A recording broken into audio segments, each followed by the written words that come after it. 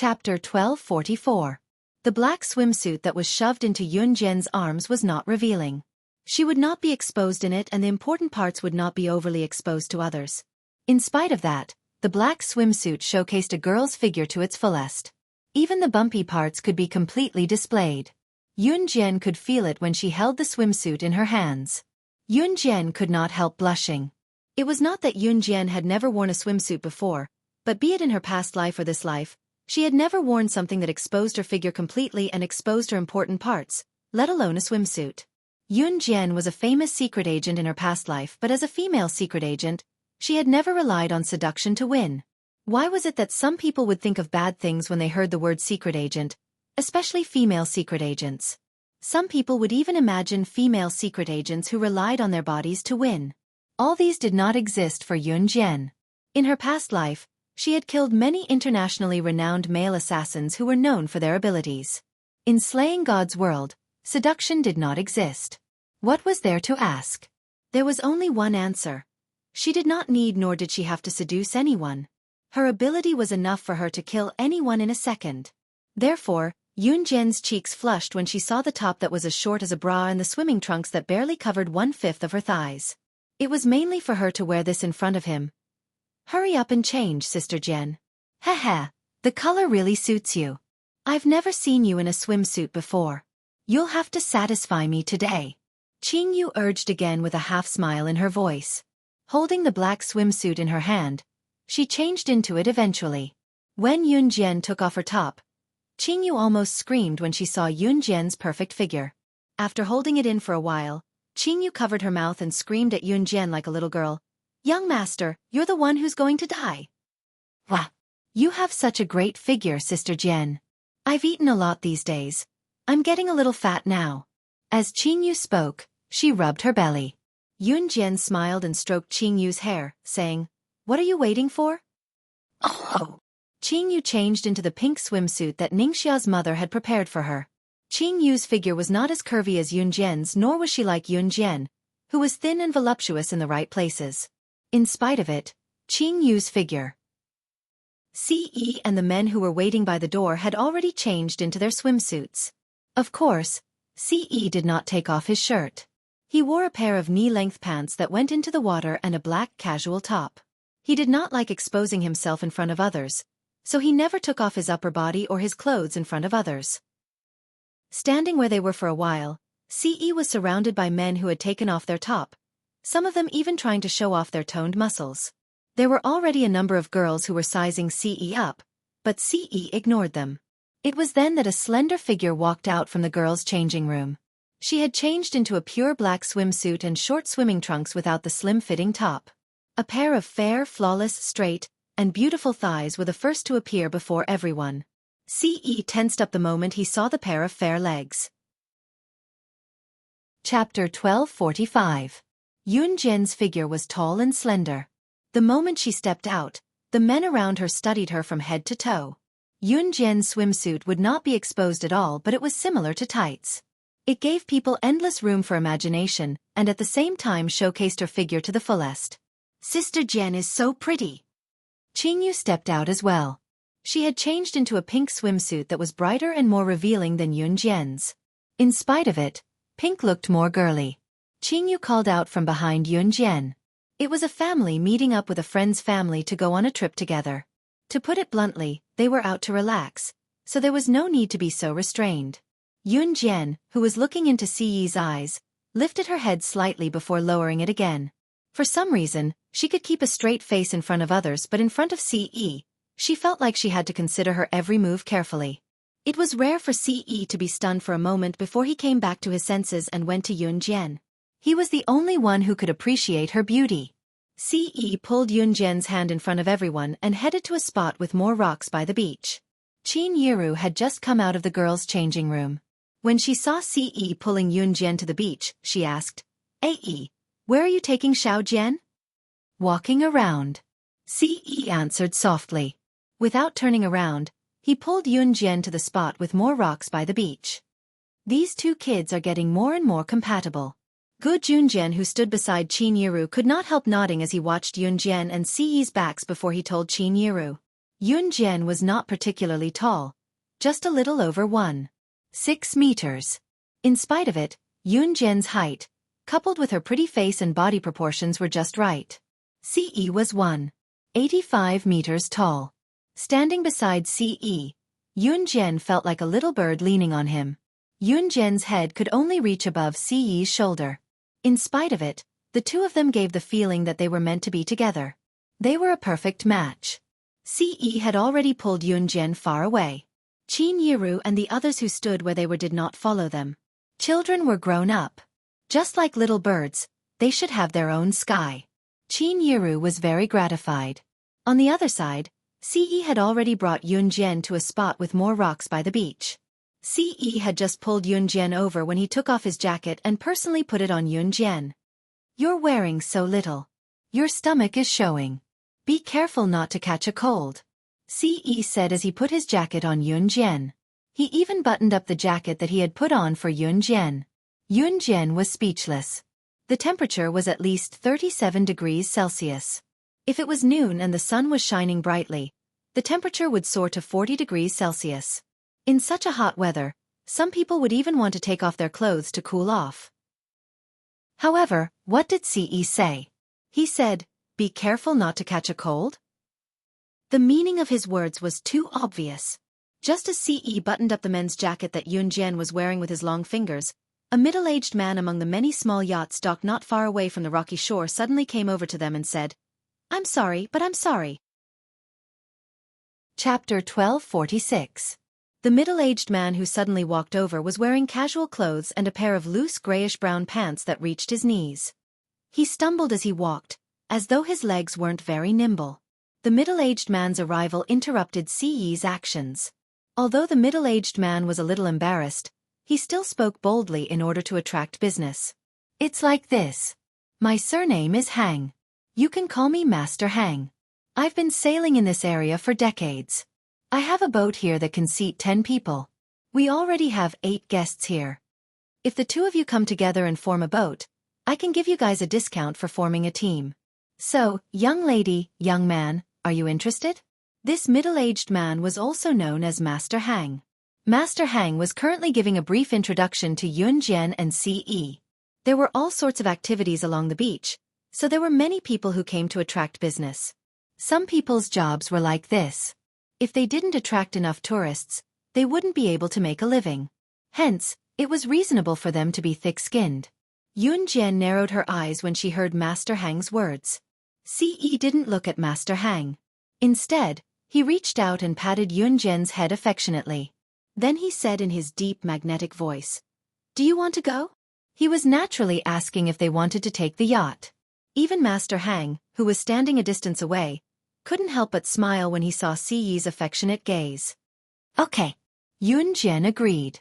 At the same time, she reached out to pull Ce up and put on the jacket that was used to cover her swimsuit. 2 people. When Ce saw this, he reached out and pulled Yunjian's small hand over to Master Hang with a smile. Master Hang's words carried a strong local accent, but his words could still be heard clearly. As Master Hang spoke, he held a life jacket in his hand. When he led the way back to the yacht, Master Hang couldn't help but praise Ce. "Young man, you have a bright future ahead of you." Haha. The meaning behind his words was self-evident. Ce smiled. He held Yunjian's small hand and followed behind them. Master Hang brought Ce and Yunjian to the yacht. There were a few people who were about the same age as Yunjian and Ce. When they saw Yunjian and Ce, they greeted them. They were about the same age as Yunjian and Ce. These young people looked quite friendly. It was no wonder. After all, Ce and Yunjian had joined them. Since there were more peoples, of course. Of course. Of course.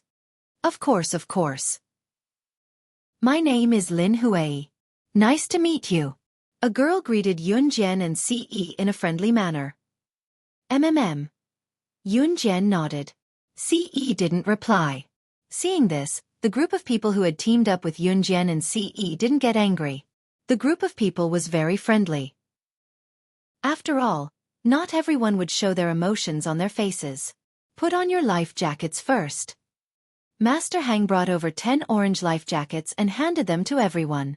Although there weren't any people of the same age as Yun Jian and Ce who were hostile to each other, they would compare themselves to each other. However, when people of the same age went out with people of the same age, they always liked to compare who was better.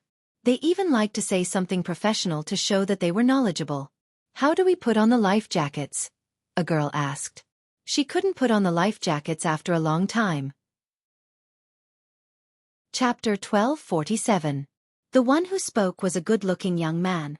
As he spoke, he lowered his head and fastened his life jacket. While fastening the life jacket, the young man couldn't stop bragging. "Back then, my uncle was a famous yachting expert. He even participated in some yachting competition.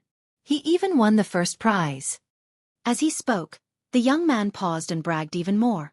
"When I was 16, I went to stay at my uncle's house for a period of time during summer vacation. At that time, my uncle even taught me how to drive a yacht. The operation was quite simple. After learning for a day, I could drive a yacht on my own." The young man's bragging tone was very unpleasant. It was very obvious that Lin Huai and the others who were with the young man had heard him bragging more than once. The young man's ultimate goal in bragging was to see the astonishment and shock on Yun Jian and Ce's faces. It was just like bragging, and then seeing the astonishment and shock on Yun Jian and Ce's faces was to fuel the young man's vanity. The young man didn't have any other intentions. He just wanted to see the astonishment and shock on their faces when they found out about his strength. Unfortunately, he didn't see any astonishment or shock on Yun Jian and Ce's faces. On the contrary, Yun Jian and Ce's expressions were very normal. The young man, on the other hand, paused his hand that was still fastening his life jacket. He was a little surprised that they were not as shocked as he had expected when they heard how awesome he was. Yun Jian and Ce had already skillfully put on their life jackets. In just a few seconds, they had fastened their life jackets. Even Master Hang was stunned by Yun Jian and Ce's skillful movements, let alone the people around them. "Ahem. Let's get on the boat after fastening your life jackets." In order to ease the awkward atmosphere, Master Hang deliberately pulled on the rope tied to the bow of the boat. The young man smiled awkwardly and helped the others put on their life jackets. Yun Jian and Ce were the first to get on the boat. By the time Lin Huai and the young man got on the boat, Yun Jian and Ce were already sitting on the side of the boat. When the other young people got on the boat, another boy beside the young man who had been bragging said, "Yushu, you said you learned how to drive a yacht during the summer vacation. I'll have to trouble Master Hang to drive it for you later." The young man who had been bragging in front of everyone was called Xiong Yushu. Xiong Yushu wanted to prove his ability from the beginning. Now that the other boy who came with him started cooperating, Xiong Yushu immediately said, "Hey, I didn't. I've learned how to drive a yacht, but Misa's uncle's way. Xiong Yushu is Xiong Yushu, Yushu is in the boats, the boat, the boat, the boat, and the boat, the boat, the boat, the boat, the boat, the boat, the boats, the boat. The boat island was very big. It was impossible to walk the entire boat island in a day's time. Therefore, it was not a bad choice to spend a few dozen yuan to take a boat around the boat island. Sitting beside Ce, Yun Jian enjoyed the thrill of being on the yacht and sailing at high speed on the sea with her eyes closed. At this moment, they had already sailed half a lap around the boat island. At this moment, Master Hang, who was sailing, suddenly clutched his chest. In the next second, he felt a sharp pain in his heart. The hand that was holding the steering wheel suddenly loosened. Chapter 1248. Lin Huai was the first to notice that Master Hang had fainted. Originally, Yun Jian and Ce were on their backs while the others were on their backs. After Master Hang fell to the ground, Lin Huai immediately screamed when she noticed. Yun Jian and Ce had already noticed when Master Hang fell to the ground. As for the others, they also reacted after Lin Huai screamed. What happened to Master Hang? Why did he faint? That was the first thought that appeared in everyone's mind. Because this happened so suddenly, no one had time to react, so everyone was dumbfounded. Yacht. Who knows how to drive a yacht? Hurry up and send him to the beach. Will Master Hang? One of the boys started shouting in panic. After all, they were already halfway around the island and it would take at least 10 to 20 minutes to get back. Master Hang had suddenly fainted, and no one present knew what had happened. The best thing to do now was to quickly send him back to the beach where they first came out and call for help. But the problem now was, who would drive the yacht after Master Hang fainted? Moreover, Master Hang had fainted, so no one dared to touch him. What if something happened to him again? What should they do? Who would take responsibility? Yushu, hurry up. Didn't you learn how to drive a yacht from your uncle during the summer vacation? Hurry up and drive the yacht back to the beach. If this drags on, someone will die. The boy who helped Xiong Yushu brag earlier said to Xiong Yushu. Because he had never encountered something like this before, when the boy spoke, his voice was hoarse and trembling. I don't know where to go. I'm not familiar with this place either. Xiong Yushu's boastful attitude was gone. He began to tremble, and even his footsteps were hesitant to drive the yacht. It was one thing to brag earlier, but now that it was a critical moment, he was afraid. After all, when he drove the yacht, he was alone. Now he had to carry so many people, and there was also a person who could die at any time. He was afraid. Yushu, what are you waiting for? You're the only one here who knows how to sail a yacht. If you don't help us, The boy urged again. It wasn't a good idea for the yacht to stay here forever. If it stayed here for too long, the yacht might sink. Everyone became more and more afraid. Not only were they worried about Master Hang, but they were also worried about their own safety. However, just as these people were so scared that they couldn't move, they didn't know what to do next. A clear female voice was heard. I'll drive the yacht. Just as he finished speaking, Yun Jian had already turned sideways and sat in the driver's seat of the yacht. Yun Jian's back was facing the crowd. She said to the panicked people standing behind her, he has a myocardial infarction. Try not to touch him. Yun Jian's words were not a question, but a statement. After saying that, she started the engine of the yacht under everyone's surprised and stunned expressions and pushed the yacht to the maximum speed. How did you know he had a myocardial infarction? Did you study medicine? And you know how to drive a yacht? Lin Huai asked in surprise. Yun Jian didn't answer Lin Huai directly. Instead, she said to the crowd, hold tight. As soon as she finished speaking, Yun Jian released the clutch. Chapter 1249. Only the sound of wind blowing could be heard from the side of their ears. Everyone grasped the handle tightly, and they were all dumbfounded. Yun Jian's yacht was sailing at an extremely fast speed. Just this speed alone was enough to make everyone turn pale. If someone didn't hold on to the railing tightly, they would probably have been blown off by the wind. Her speed was simply unbelievably fast. Oh my God! This isn't something a newbie can operate. Even my uncle's speedboat isn't as fast as she is today. My uncle has been sailing a yacht for almost 20 years. Xiong Yushu was scared half to death. He quickly grabbed onto the railing tightly and spoke in a terrified tone. As soon as Xiong Yushu finished speaking, the young people standing around, including Lin Huai, all showed a horrified expression. Previously, Xiong Yushu had bragged about how amazing his uncle was. But now, this girl who had boarded the yacht with them and hadn't spoken much from the start actually had such advanced yacht driving skills? Even Xiong Yushu couldn't help but complain that his uncle, whom he admired the most, wasn't as fast as Yun Jian today.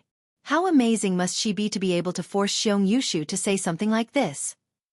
The sea breeze roared as Ce stood beside Yun Jian. He didn't do anything else.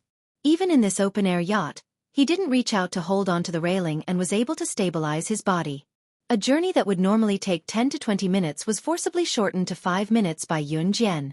Lin Huai, Xiong Yushu, and the rest were completely dumbfounded. Seeing such a situation, everyone present was stunned. It wasn't for anything else but Yun Jian's frightening ability. She actually knows how to sail a yacht. How old is she? Just as they were thinking this, Yun Jian's low voice was heard. Hold on tight. After Yun Jian finished speaking, the few people on the yacht used both hands to hold onto the railing. In the next second, they felt Yun Jian driving the yacht towards the shore where there was no water. We'll capsize like this. Lin Huai's face was pale with fright. She gripped the railing tightly and closed her eyes. Just like Lin Huai, the others didn't look any better. At this moment, all of them had their eyes tightly shut. They were so scared that their nerves were stretched taut. When everyone heard Yun Jian's words, they grabbed the railing of the yacht tightly. Bang! In the next second, the yacht suddenly rushed ashore. Because of the impact of the seawater, coupled with a strong inertia, it was very strong. Therefore, in the next moment, when the yacht hit the shore, it hit the shore hard before stopping steadily. Actually, the bumpiness of the yacht wasn't that bad. At least Master Hang, who was lying on the boat, did not sway at all. The yacht was docked steadily. Obviously, Master Hang was not driving the yacht alone. There were many friends of Master Hang around. When they saw Yun Jian driving the yacht back to the shore, several other friends and colleagues of Master Hang ran over barefoot. What's wrong? What's wrong? The group of people were noisy. When they saw Master Hang lying on the boat, they were so scared that their faces turned pale. For a moment, they didn't know what to do. A middle-aged uncle even reached out to pull Master Hang up from the ground and carry him to the hospital. At this moment, everyone saw the beautiful girl in front of them come out from the driver's seat. She calmly stopped the man's actions. "Don't touch him." The middle-aged uncle who was about to reach out his hand was stunned for a moment. He really didn't continue to reach out. Chapter 1250. The person who walked over did not care about anything else at all. He came over and criticized Yun Jian. He even looked unhurried. It did not look like he was doing it for Master Hang's sake. Instead, he looked like he was gloating. Moreover, this person walked over and looked at Yun Jian slowly. He looked like he could not wait to see something happen to Master Hang. Moreover, when he spoke to Yun Jian, this person's tone was very bad. However, this person deliberately said that it was for Master Hang's sake, causing the surrounding people to really think that Yun Jian was deliberately trying to harm Master Hang. Hence, the surrounding people started to criticize Yun Jian. "Young lady, what's wrong with you? Are you hoping that something happens to our Master Hang?" "That's right. Our Master Hang is such a good person. This young lady is actually so vicious. Come, come. Hurry up and carry Master Hang to the hospital for a checkup." Master Hang's colleagues began to criticize Yun Jian. Some people even said that Yun Jian was vicious. The words were spoken in a split second. Narrowing her eyes, Yun Jian's lips curled into a cold smirk. After sneering, Yun Jian continued, "He has a myocardial infarction. Call an ambulance immediately. You are not medical staff. After a myocardial infarction, if you are not rescued in time, the patient will often die within 2 hours. Don't move or help the patient walk. Otherwise, his condition will only worsen faster. If something happens, none of you can bear the responsibility." Yun Jian's cold words were quickly heard. Then, she successfully stopped the group of people who wanted to reach out to touch Master Hang. Yes, Yun Jian was right. If something happened while moving or helping the patient walk, no one could bear the responsibility. "I'll call the doctor." Someone quickly ran to the hospital near the beach. Fortunately, it was not far from the hospital. After the doctor returned and completed a series of safety measures, he finally sent Master Hang safely to the hospital. Only then did the doctor wave his hand to wipe off the cold sweat on his body. Seeing that the medical staff had already escorted Master Hang to his hospital, the doctor wiped away the cold sweat on his forehead and said to everyone, "Phew, as long as he's sent to the hospital on time, there won't be any major problems. The patient's condition is very serious. Fortunately, you called us over and didn't reach out to help him or touch his body. Otherwise, he might have died on the spot." Even this doctor let out a soft sigh of relief, let alone the others. Especially the colleague of Master Hang who had scolded Yun Jian with exaggerated words just now. Although that person was unreasonable, he didn't want Master Hang to die at all, nor did he dare to do so. After hearing the doctor's words, the man still looked at the doctor in disbelief as he asked in a trembling tone, Doctor, is it true that old Hang couldn't be moved just now?" It was obvious that this person did not know anything about medicine. The doctor glanced at this person and said, "That's right. In layman's terms, if you touch him, it's very likely that the patient who is in the middle of a myocardial infarction will die on the spot. In that case, the young lady really knows medicine." At this moment, someone looked at Yun Jian with a slightly surprised gaze. At this moment, everyone's gaze shifted to Yun Jian. When they saw that Yun Jian was only 16 or 17 years old and wasn't even an adult, everyone was shocked and frightened. Chapter 1251. Everyone was scared out of their wits. That was a human life. If it wasn't for Yun Jian, perhaps Master Hang would have already. At the thought of this, everyone shuddered violently. Without a doubt, what happened just now had a huge impact on everyone present. Even this group of old masters were scared half to death, not to mention Lin Huai, Xueqi, and the other youngsters. At this moment, the group of youngsters led by Lin Huai were all in a daze. Their expressions were no different from being petrified. Their entire bodies were frozen on the spot, unable to move. "Young lady, it's all thanks to you just now." When the doctor found out that it was Yun Jian who stopped the masters from attacking Master Hang, saving him from the ordeal, he thanked Yun Jian on Master Hang's behalf. "You don't have to thank me. It's just a small matter," Yun Jian said calmly. After that, she turned around and left with Ce. "Hey, can the two of you wait?" Xueqi only caught up after Yun Jian and Ce had walked quite a distance away. He looked at Ce, then looked at Yun Jian. Then he said to Yun Jian in a worshipful tone, "You're so good at driving a yacht. I don't have any other intentions. I just want to know where you learned it from. Where did you learn to drive a yacht so well?" Whether it was Master Hang, Xueqi, or Lin Huai, they were all just passers-by on a journey. Everyone had their own living space and world. As long as they returned to their own living space or world, they would never meet these passers-by again. If they were fated to meet a passer-by on a journey, it wasn't impossible for them to help them. Yun Jian pursed her lips and smiled. Ce could feel that Xueqi wasn't interested in Yun Jian. He only wanted to ask about Yun Jian's strength. Therefore, other than telling Yun Jian and Xueqi not to get too close, he didn't stop them and just stood quietly at the side. However, he saw Yun Jian curl her lips slightly and smile at Xueqi. After a 2-second pause, Yun Jian spoke faintly and said in a joking tone, "Self-taught, self-taught." After that, Yun Jian reached out and took Ce's hand. Then, she pulled Ce towards where Qin Yiru and the others were. Xueqi stood where he was, watching Yun Jian's receding figure in a daze for a few seconds. After a while, Xueqi said, "Isn't she a genius?" This time, Xueqi really.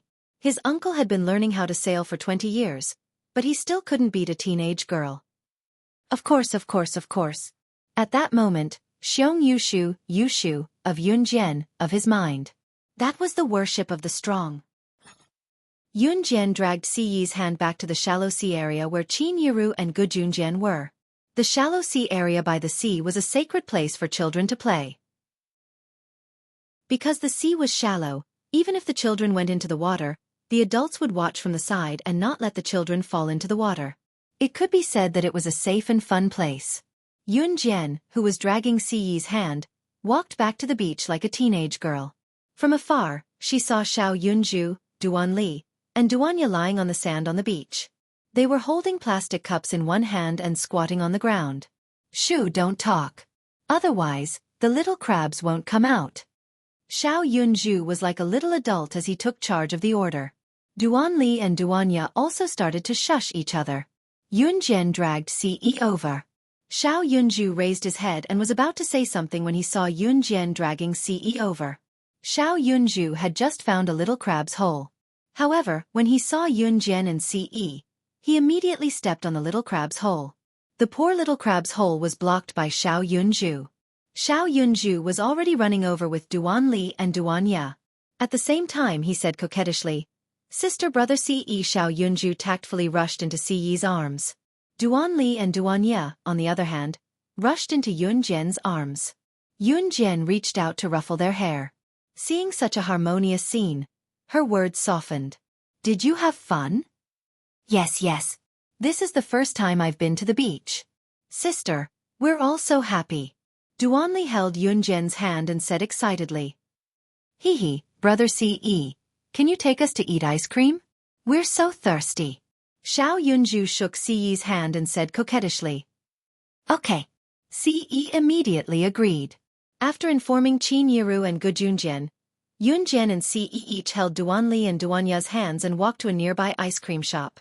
This ice cream shop was famous for being expensive, but it was also the only ice cream shop within a radius of 8 miles. When Yun Jian and Ce brought Xiao Yunju and the other two into the shop and sat down, suddenly, another group of people entered the shop. Yun Jian didn't look carefully. However, she heard someone suddenly shout at her. "Hey, it's you guys. What a coincidence." Chapter 1252. Lin Huai, Xueqi, and the others didn't expect to meet Yunjian and Ce again at the ice cream shop. Lin Huai, Xiong Yushu, and the others were shocked by Yunjian's superb yachting skills and her proficient medical knowledge. Now, they even treated Yunjian as their idol. Xiong Yushu felt that he wanted to pretend to be amazing in front of Yunjian and Ce, but he felt embarrassed when he thought about it now. But at this moment, the admiration in her heart was greater than the feeling of embarrassment. Lin Huai, Xiong Yushu, and the others quickly walked over and stood in front of Yunjian and Ce.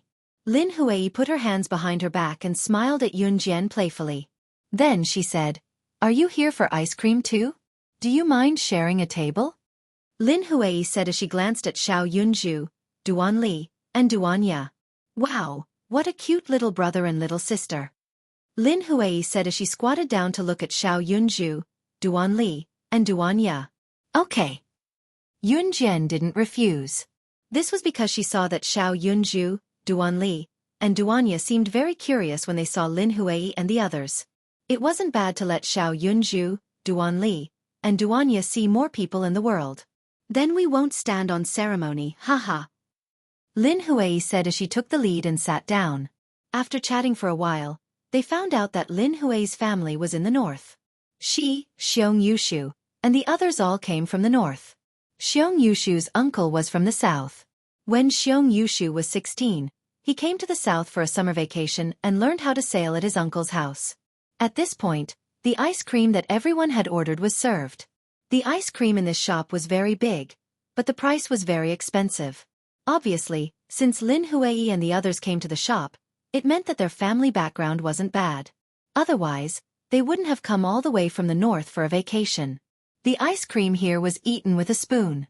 Once, she accidentally got some ice cream on the side of her mouth when she scooped it into her mouth with the spoon. Ce didn't say anything. When he saw it, he immediately reached out and gently wiped the ice cream off Yunjian's mouth. This action warmed the hearts of Lin Huai and the others. Even Lin Huai couldn't help but say, "You two are so loving. And from the first time I saw the two of you, I felt that the two of you were very compatible, haha." Lin Huai just wanted to express her thoughts. She didn't mean anything else. When Yunju heard Lin Huai's words, he shook his head left and right before blinking his beady eyes at Lin Huai and said seriously, "I'm not sure if you'll be able to do anything to me. Sister and brother Ce often play kissing games, and they don't even let us watch. Our classmate, Xiao Hui, said that they were hiding from us and secretly making love."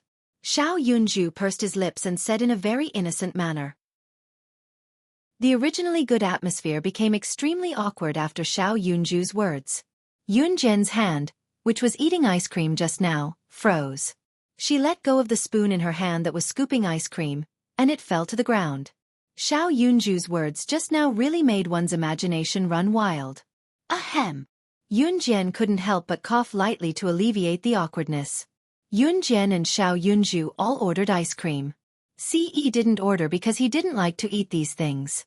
Seeing the spoon in Yunjian's hand slip to the floor due to Yunju's frightening words just now, Yunjian was stunned. Ce reached out and caught the spoon without even looking.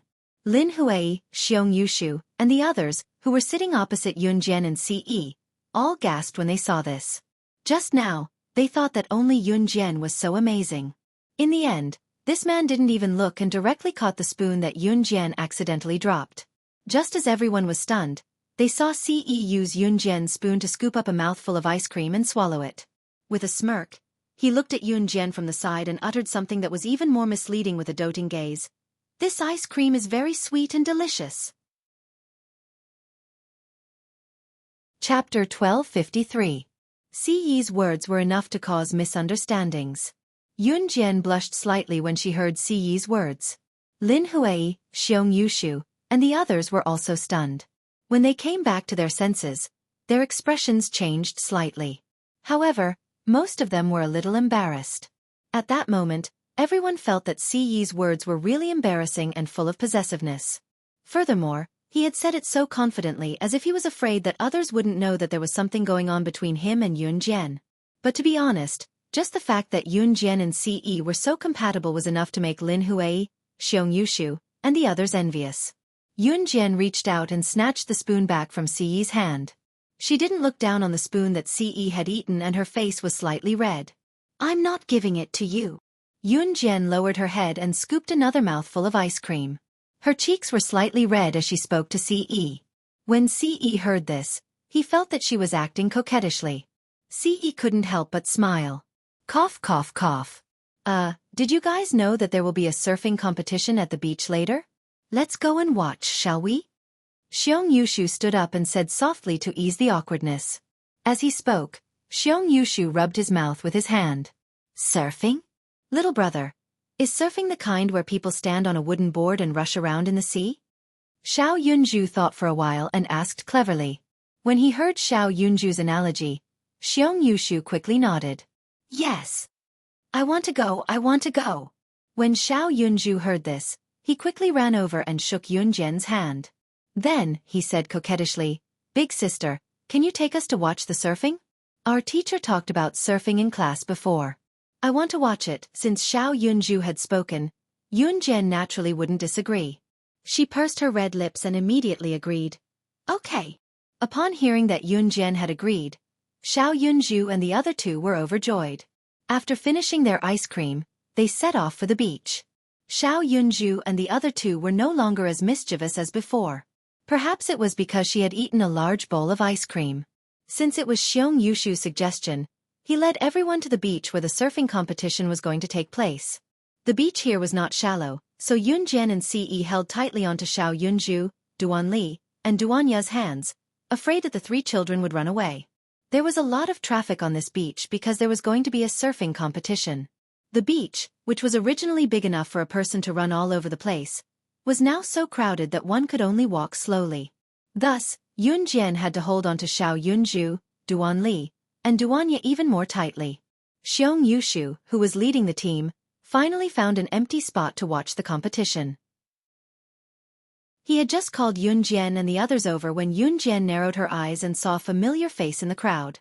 Yunjian leaned against Ce and whispered to him, Mad Dragon is here. She had arranged to meet Mad Dragon on the boat island, and they had just set the location here.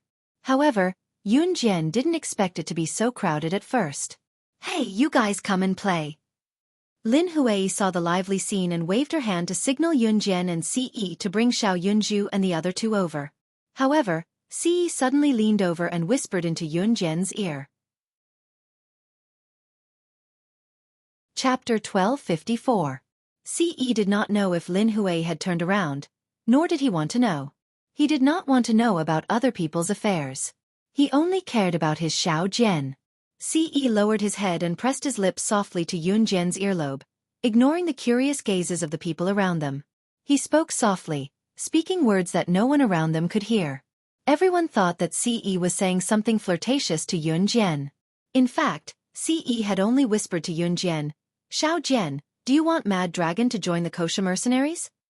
It sounded like a question, but Ce had basically confirmed Yunjian's plan. As expected, Yunjian nodded softly after hearing Ce's question. She had only invited Mad Dragon to meet her on Zhou Dao because of one thing.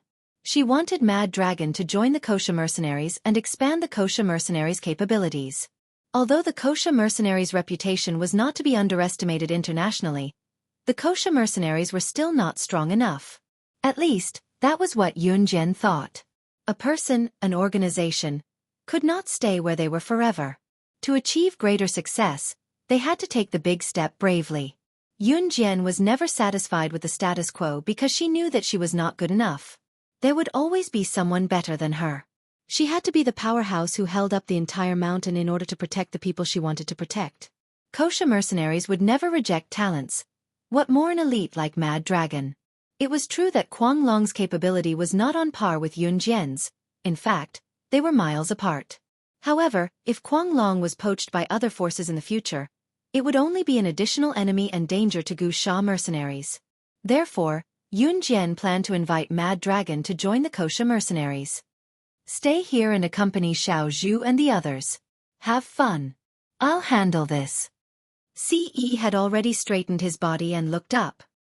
He had one hand in his pocket as he spoke in his rich masculine voice. There were many people walking around, but no matter how beautiful Yunjian and Ce were, no one would stop to watch them or eavesdrop on their conversation like they were monkeys. Therefore, Ce did not lower his voice when he said the latter part. You. Yunjian looked up and pressed her lips together.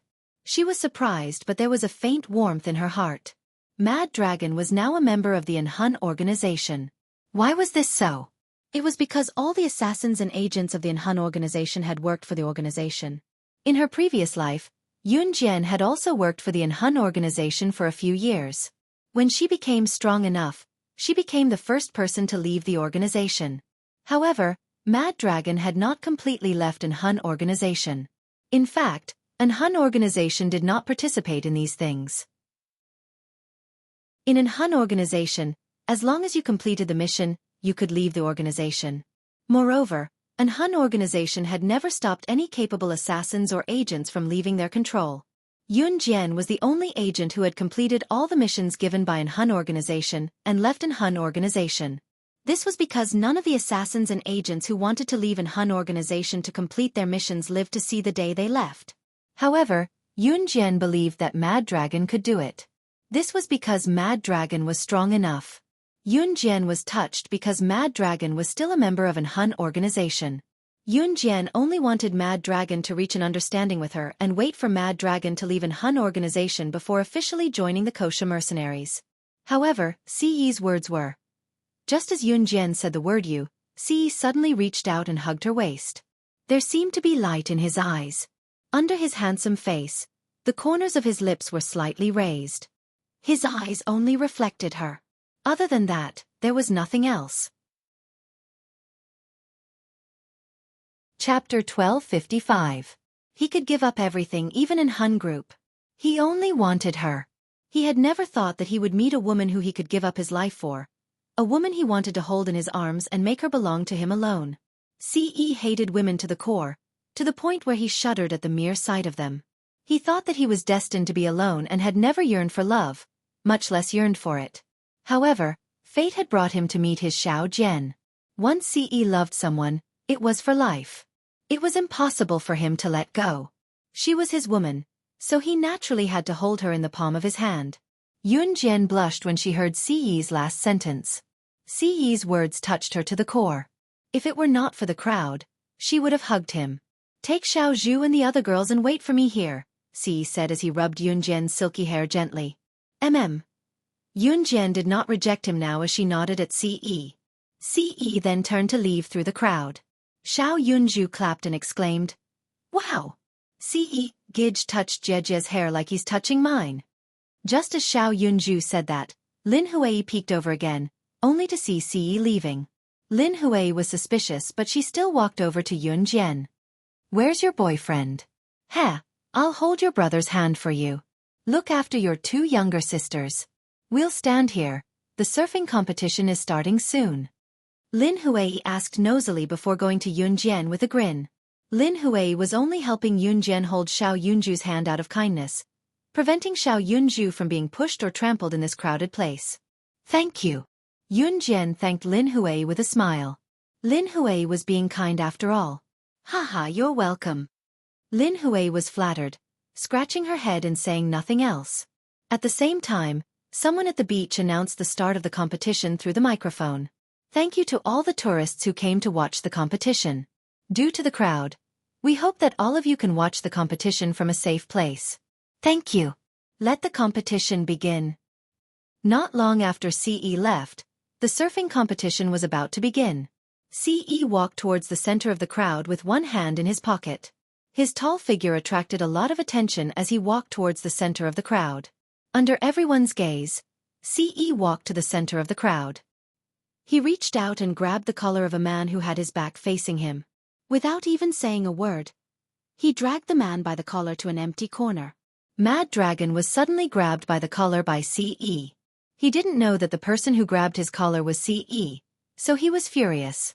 He was the god of war, Mad Dragon, ranked 3rd on the International Secret Service rankings. How could he be dragged by the collar today after being defeated yesterday? Mad Dragon tried to break free, but he realized that his strength, which was enough to intimidate countless international masters, was useless in front of the person who grabbed him by the collar. Ce dragged Mad Dragon to an empty beach before he threw Mad Dragon to the ground. Chapter 1256. It was the man who had been standing next to SS? Mad Dragon's expression changed drastically. Mad Dragon had met CE at the beach yesterday. Of course, that was because CE was standing next to Yun Jian. More importantly, the three leaders of An Hun were there as well. Therefore, Mad Dragon had suspected that CE was most likely the leader of An Hun. Mad Dragon did not know whether CE was the leader of An Hun or not. In An Hun, other than the four leaders, no one else had seen the leader of An Hun. Even Slaying God did not know that CE was the leader of An Hun. If CE had not admitted it, Yun Jian would not even know where to start investigating. No matter how good Yun Jian was, she would not be able to find out who the leader of An Hun was. Mad Dragon's expression changed drastically, but he did not lose his footing. It was undeniable that Mad Dragon was stronger than all of Yun Jian's opponents and teammates. And for a powerful person, being calm and unhurried after encountering a situation was the most basic. Mad Dragon could not confirm that CE was the leader of An Hun just by looking at the three leaders of the organization. After all, An Hun had existed for so many years. It was hard for him to believe that the leader of An Hun was a young man who was about his age or even 2 years younger than him. To be honest, it was not that Mad Dragon did not believe it, but he was slightly doubtful. Mad Dragon. Just as Mad Dragon was frowning and trying to guess CE's identity, CE's voice interrupted him. Mad Dragon frowned and looked at CE when his name was called. As a professional agent, Mad Dragon did not respond to CE. "I'll give you 3 days. An Hun will let you go as long as you join the Kosha mercenaries within 3 days. CE made his intentions clear. He never bothered to beat around the bush with people because he didn't have the time to talk nonsense with people. You! Mad Dragon's eyes widened and he was completely shocked by CE's words. CE's 3 simple sentences summed up a lot of things. For example, he had indirectly mentioned that he was the leader of An Hun. Other than the 4 leaders of An Hun, no one else could make the decision to release any of An Hun's secret agents or assassins. Except for the leader of An Hun. Remember to voluntarily join the Kosha mercenaries after leaving An Hun. Otherwise, you should know how An Hun deals with traitors. CE did not waste any more time and said simply. Mad Dragon gulped, and when he regained his senses, CE had already walked away. Just as he took 2 steps forward, CE suddenly thought of something and turned to the side. Even Mad Dragon, who was also a man, could not help but admit his inferiority when he looked at his flawless face. Remember, that's my woman. Don't stand within 3 meters of her when you see her in the future. Otherwise, you will become the #1 person on An Hun's must-kill list. CE raised his eyebrows slightly and said without any change in his expression. The people on An Hun's must-kill list were the wanted criminals of An Hun. As long as they were on An Hun's must-kill list, the assassins or special agents of An Hun had to kill them as soon as they saw them. The #1 person on An Hun's must-kill list was wanted by the entire An Hun. Even if they did not die, it was definitely not a joke. Chapter 1257. That was a fate worse than death. Mad Dragon's face had darkened to the point of no return. I will definitely head to the Kosha mercenaries within 3 days. And I promise I won't get within 3 meters of her. Mad Dragon was sweating profusely. But on the surface, his expression didn't change at all. However, no one could have imagined that Mad Dragon's heart was so shaken that it was unrecognizable. Big news! Big news! The boss of the Kosha mercenaries, the #1 international secret agent, was actually together with the leader of the An Hun organization who had trained her? Just the fact that CE forbade him from getting close to Yun Jian or he would be marked as the top figure on An Hun's must-kill list was enough to scare Wild Dragon. He wouldn't dare to touch Sis even if he died. She was the leader of the An Hun organization. After hearing Mad Dragon's promise, CE smirked. He didn't say anything else and walked towards where Yun Jian and Xiao Yunju were. At this moment, Yun Jian was holding Duan Li and Duan Ya's hands, while Lin Hui was helping Yun Jian hold Xiao Yunju's hand.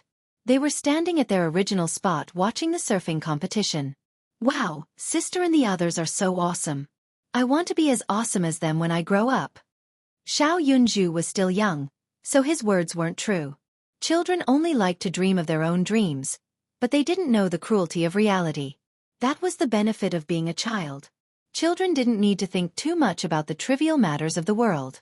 Just like Xiao Yunju, He could say whatever he wanted without any taboos. Xiao Zhu will definitely be so awesome when he grows up. Yun Jian patted Yun Zhu's head with her hand that was holding Duan Li's before taking Duan Li's hand again. Heh. Yun Zhu stuck his tongue out at him. By the time Ce returned, the surfing competition was already halfway through.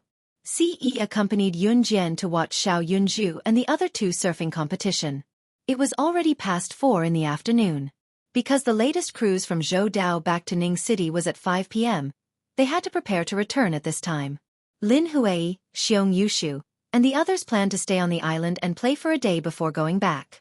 Yun Jian said goodbye to Lin Huai and the others, and then said goodbye at the Boat Island's pier. This goodbye usually lasted for a lifetime. By the time Yun Jian and Qin Yiru returned to Ningxia's house in Ning City, it was already 6 o'clock in the evening. Ningxia's mother politely prepared a sumptuous dinner. Everyone had dinner in harmony. They were ready to depart for Longmen City early the next morning. Ningxia and Ningxia's mother even said in a friendly manner that Yun Jian, Qin Yiru, and Mrs. Yang's family would definitely come to Ning City again. They returned to Longmen City after saying their goodbyes. Their return to Longmen City this time was different from before. There was an additional person. Si Luo. Si Luo and Qing Yu got along well, so he wanted to stay at Qing Yu's house when they arrived in Longmen City. Heh, you can't go wrong staying at my house. Don't you think so, Sister Jian? Qing Yu asked Yun Jian when she dragged Si Luo to her house. That's great. Yun Jian narrowed her eyes. Her hair was loose today, but it was not tied up with a headband. They were still on the bus on the way back. A cool breeze blew outside the window, blowing Yun Jian's hair up. There was a lingering fragrance in her hair that was pleasing to the nose. But I have a little idiot who's noisy every day at home. You have to get used to it. Her name is Gunyan. Qing Yu chuckled and introduced her to Si Luo. Si Luo did not know how to say anything else, but he was already grateful that Qing Yu was willing to take him in. Xueqi could not take it anymore. He rushed up from the back seat to grab Si Luo's wrist and told Qing Yu, "Brother Jian, let's go." Chapter 1258. When Xueqi said that, not only were the people on the bus stunned, even Xueqi himself was stunned. However, Xueqi was different from the others. If it had been someone else who had accidentally said something so awkward, they would have tried to change the topic. However, Xueqi was taken aback.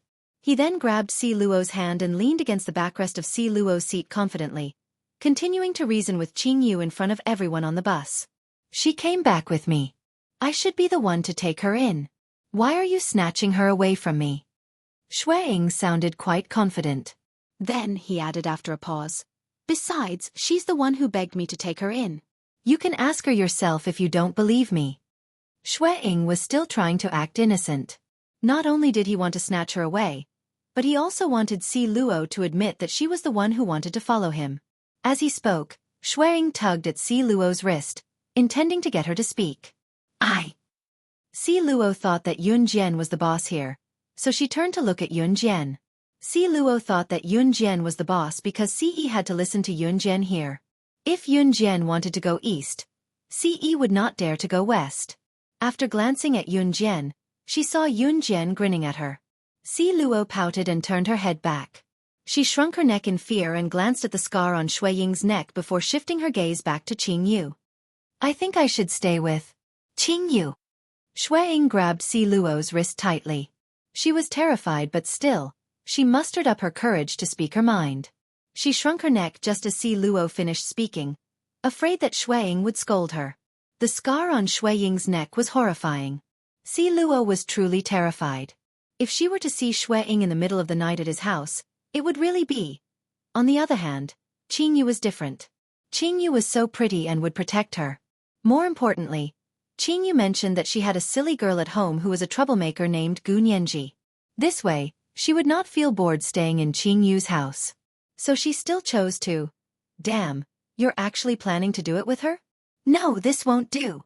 You came back with me, so you have to come with me. Xueqing's grip tightened. In the end, Xueqi dragged Si Luo to his house.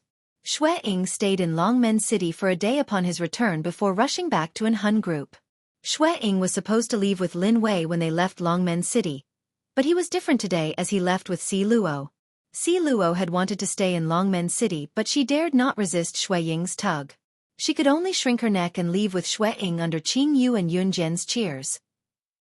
Oh God. Si Luo is so pitiful. Don't you think so, Sister Jian? Qing Yu shook her head, standing at the bus stop to send Xueying and the others to the airport. I think so. Yun Jian turned to give Qing Yu a half-smile and went to see Yi, who was standing not too far away. The next few days were very ordinary. With Si Yi's company for the past few days, Yun Jian's days were anything but ordinary. The third Global Underground Tea Party would be held in a few days' time. To put it bluntly, it was a gathering of the world's underground secret agents and assassins. 3 days before the Underground Tea Party, Yun Jian had a month of peaceful summer vacation. In the blink of an eye, it was almost August. 3 days before the tea party, Yun Jian was asked to attend the graduation ceremony of Junior 3 Class A. The graduation ceremony was held on the 29th of July this time. It was a little late since it was a last-minute event. Chapter 1259. Zhang Xiaofeng was waving at Yun Jian with all his might. Chen Xinyi, on the other hand, had her hands gently cupped by her lips, using this as an excuse to shout at Yun Jian from afar. It had been a few days since Yun Jian had seen Zhang Xiaofeng and Chen Xinyi, this pair of buffoons. She couldn't help but reveal a faint smile. Hey, it's so embarrassing for the two of you to shout here and there. We have to maintain our poise.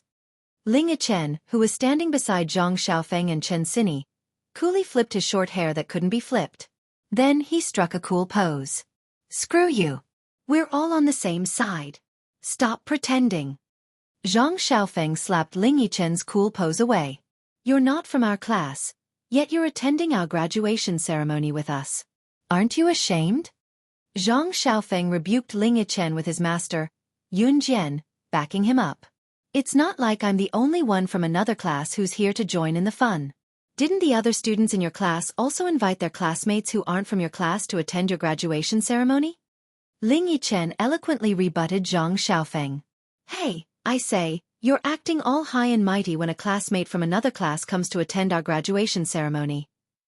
Zhang Xiaofeng joked as he bickered with Ling Yichen. However, before the two of them could finish their bickering, Yun Jian's cold voice rang out. If the two of you say another word, I'll make you walk backwards right now. Hearing his master's words, Zhang Xiaofeng quickly shrank back. Ling Yichen was also shaken by Yun Jian's imposing manner. Zhang Xiaofeng and Ling Yichen believed in Yun Jian's words very much, so the two of them immediately stopped talking. Ha ha ha, my Jian is the best. Chen Xinyi said as she hooked her arm around Yun Jian's and stuck her tongue out at Zhang Xiaofeng and Ling Yichen. Everyone is here, right? We can go to the hotel for lunch. The person who organized the graduation ceremony was Yun Jian's class study committee member, Lin Yaqian. Lin Yaqian was a very ordinary-looking girl, but she was very good at her studies and had excellent organizational skills. It was just that she was usually very quiet and didn't like to talk much. In school, Lin Yaqian always wore her school uniform. Today, she had changed into a white dress, which made her look like a fairy. Sure thing, study commissary, as you wish. Zhang Xiaofeng was at ease, entering the hotel with Yun Jian and the others with a chuckle. Today, the graduation ceremony of the students had even called their teachers over. At this time, the results of the middle school exams were already out. After entering high school, the students would go their separate ways. After entering the private room of the hotel, Yun Jian followed Zhang Xiaofeng and the others to a table. There were 3 to 4 tables set up around them in the same room. This was also to make it easier for the class reunion. After Yun Jian sat down, a few of the rowdier boys in the class started to kick up a fuss. Hey, don't leave later. Qi Xiaoxiao's boyfriend from our class will be here later. Her boyfriend is the young master of Prosperous Fountain Company in Zhe Province. His family is filthy rich. Qi Xiaoxiao said later that she'll get her boyfriend to bring her to Longmen City's racecourse for horseback riding. It's free for all of us. Prosperous Fountain's young master is treating us. Heh. Right after the rowdy boys finished speaking, the girl named Qi Xiaoxiao, who had been quite obedient in school, was already wearing a thick layer of makeup. It hadn't even been 2 months since she left school, but she was already wearing heavy makeup. Today, she was even wearing a pink miniskirt with a lot of rouge and face powder on. Qi Xiaoxiao stood up and said proudly, "It's not that exaggerated. My boyfriend's family is only worth tens of millions." A net worth of tens of millions was an unimaginable amount in 1999. Chapter 1260. Upon hearing Qi Xiaoxiao's words, both the male and female students gasped in shock. "Wow! Qi Xiaoxiao, your boyfriend's family is so powerful? He's already worth tens of millions." A girl exclaimed at Qi Xiaoxiao with sparkling eyes. Just as the girl finished, another boy chimed in. "Qi Xiaoxiao's status now is different from before. She's the future madam of Prosperous Fountain Company. The entire company should be hers in the future." When the boy said that, there was another round of "oh" from the crowd. Qi Xiaoxiao was even more smug when she heard what the boy said. Coincidentally, the boy added, "Qi Xiaoxiao, don't forget us when you're successful in the future." The latter part of his words elicited gasps from the crowd. Yun Jian's identity as an advanced special forces soldier was shocking, but compared to Qi Xiaoxiao, who was likely to be the future madam of Prosperous Fountain Company, the students preferred to suck up to her. It was because Qi Xiaoxiao would become rich. People were all very realistic. In the face of benefits, reputation was not worth mentioning at all. Qi Xiaoxiao picked up a cup of tea and downed it like a rich lady amidst everyone's praises and adulation. Yun Jian was not affected by the atmosphere as she was chatting with Chen Xini and her friends at the corner of the dining table. "Master, you'll be studying outside the city after you go to the military school. You must come back to visit us in the future," Zhang Xiaofeng said reluctantly. After all, it was almost a year of friendship. It was not something that could be forgotten so easily. "Yeah, Jian, we're studying in high school in Longmen City. You're out of Longmen City now and going to a high school outside. You must come back to visit us when you're free," Chen Xini said, gripping Yun Jian's hand tightly. Yeah, me too. Xiaofeng, Xini, and I got into the same high school." Ling Yichen chimed in. Looking at their expectant gazes, Yun Jian nodded and smiled. "Yes, I will." Come to think of it, the first friends she made when she left Xinjiang town and came to Longmen City were Zhang Xiaofeng and Chen Xini. Ling Yichen had gotten to know her not too long after that. Up until today, the three of them had been by his side. However, Yun Jian knew that all good things must come to an end, just like Lu Fian. When they would meet, they would always meet. A person had to walk their own path in life. No one could accompany them to the end because everyone's lifespan and experience were different. No one could be sure. "My boyfriend is here." At this moment, Qi Xiaoxiao, who was sitting at the table next to Yun Jian's, suddenly looked at the door excitedly. Then, she stood up and ran over. To Qi Xiaoxiao, the only reason she could change was because of her boyfriend. Moreover, she had a boyfriend now, so she had become more confident. Back in school, Qi Xiaoxiao was an ugly girl who did not know how to dress up. Now that she was out of school, she knew how to dress up and put on makeup. Now, she could even boldly reveal her boyfriend's assets humbly, eliciting gasps from the people around them. Qi Xiaoxiao was very satisfied with this feeling.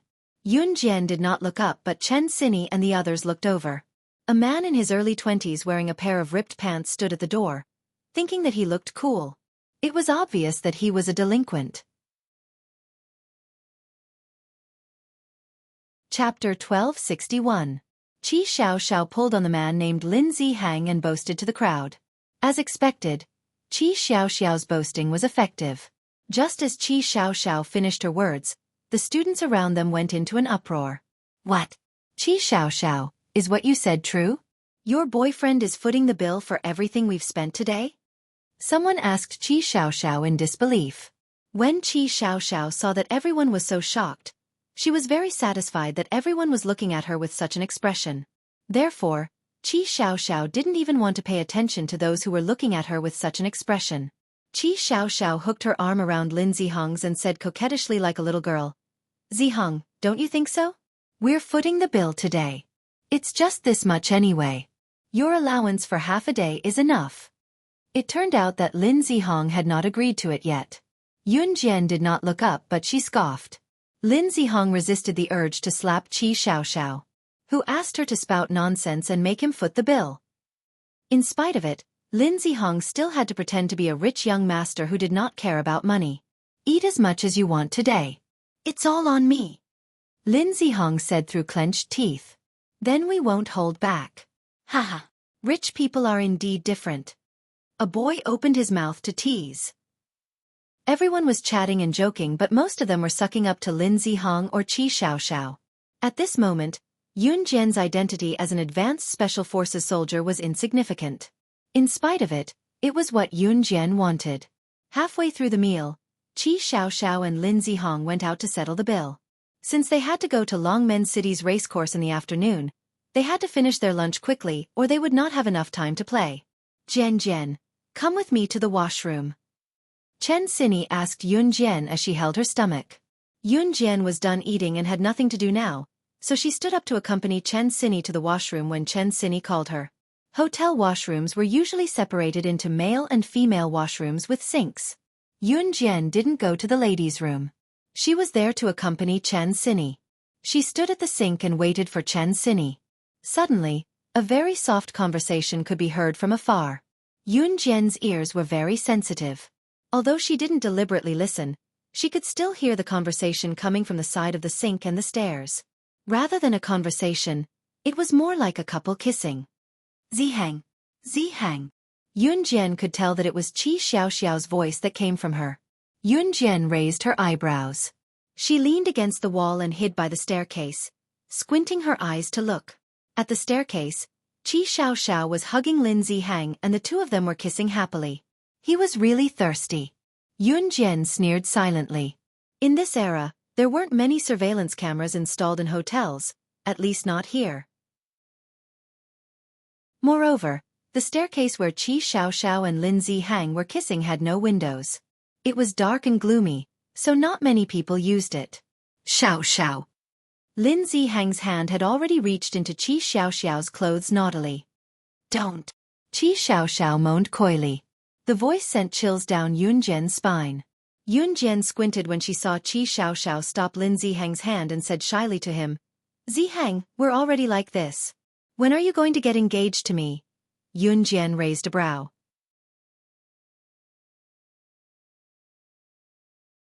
Chapter 1262. Yun Jian could clearly feel Qi Xiaoxiao's shock at Lin Zihong's sudden change in attitude. After all, Qi Xiaoxiao was dating Lin Zihong with the goal of marrying him. Zihong, what did you say? Didn't I already do it with you? Why are you going back on your words? Didn't you say before?" Qi Xiaoxiao was dumbfounded. She thought she would really marry Prosperous Fountain Company's young master, Lin Zihong, like what her classmates said. "Before? What did I say before?" Lin Zihong refused to admit it.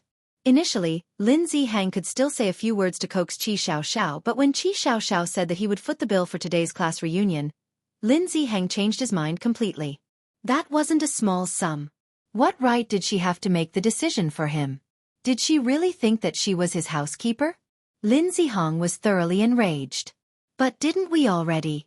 You said that as long as I'm with you, you'll treat me well. What's yours is mine." Qi Xiaoxiao was stunned by Lin Zihong's words. While they were still arguing, Yun Jian had returned to the sink. Just as she did so, Chen Xinyi's screams came from the washroom. Jian, I didn't bring any tissues. What should I do?" Jian, can you help me ask the front desk if there are any tissues? We can see the front desk if we go down the stairs." Chen Xinyi was upset as she squatted in the washroom and shouted at Yun Jian with her hands covering her face. "Okay." Yun Jian nodded faintly. Qi Xiaoxiao and Lin Zihong were still arguing by the stairs. Overall, Lin Zihong had the upper hand. Lin Zihong pinched Qi Xiaoxiao's chin and told her, "I'm just interested in you and your F***king taking advantage of me? Do you think I have to marry you just because we've slept together a few times? I've always been the one leading you in bed like a dead fish. If you know what's good for you, be good and don't be so shameless. I can still give you face and play with you for a while. Otherwise, I'll make you look bad today." Lin Zihang said fiercely to Qi Xiaoxiao. He had exposed his viciousness in its original form.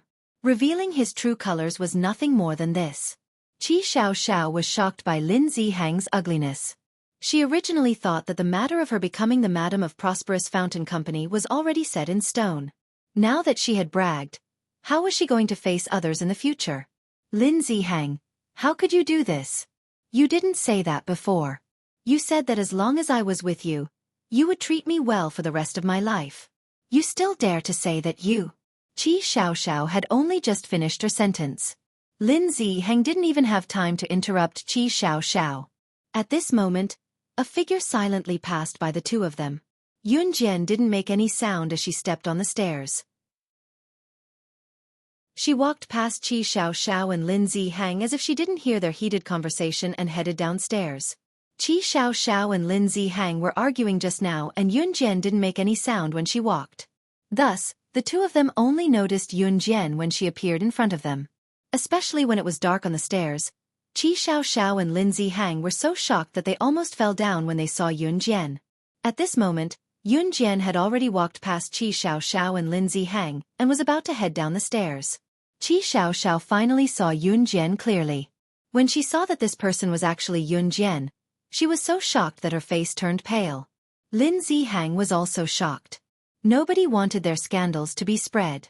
Especially people like Qi Xiaoxiao and Lin Zihang who were prideful. Yun Jian? Stop right there. Qi Xiaoxiao shouted at Yun Jian after she saw her clearly. Did Yun Jian hear my conversation with Lin Zihang just now? How much did she hear? Yun Jian didn't bother with Qi Xiaoxiao.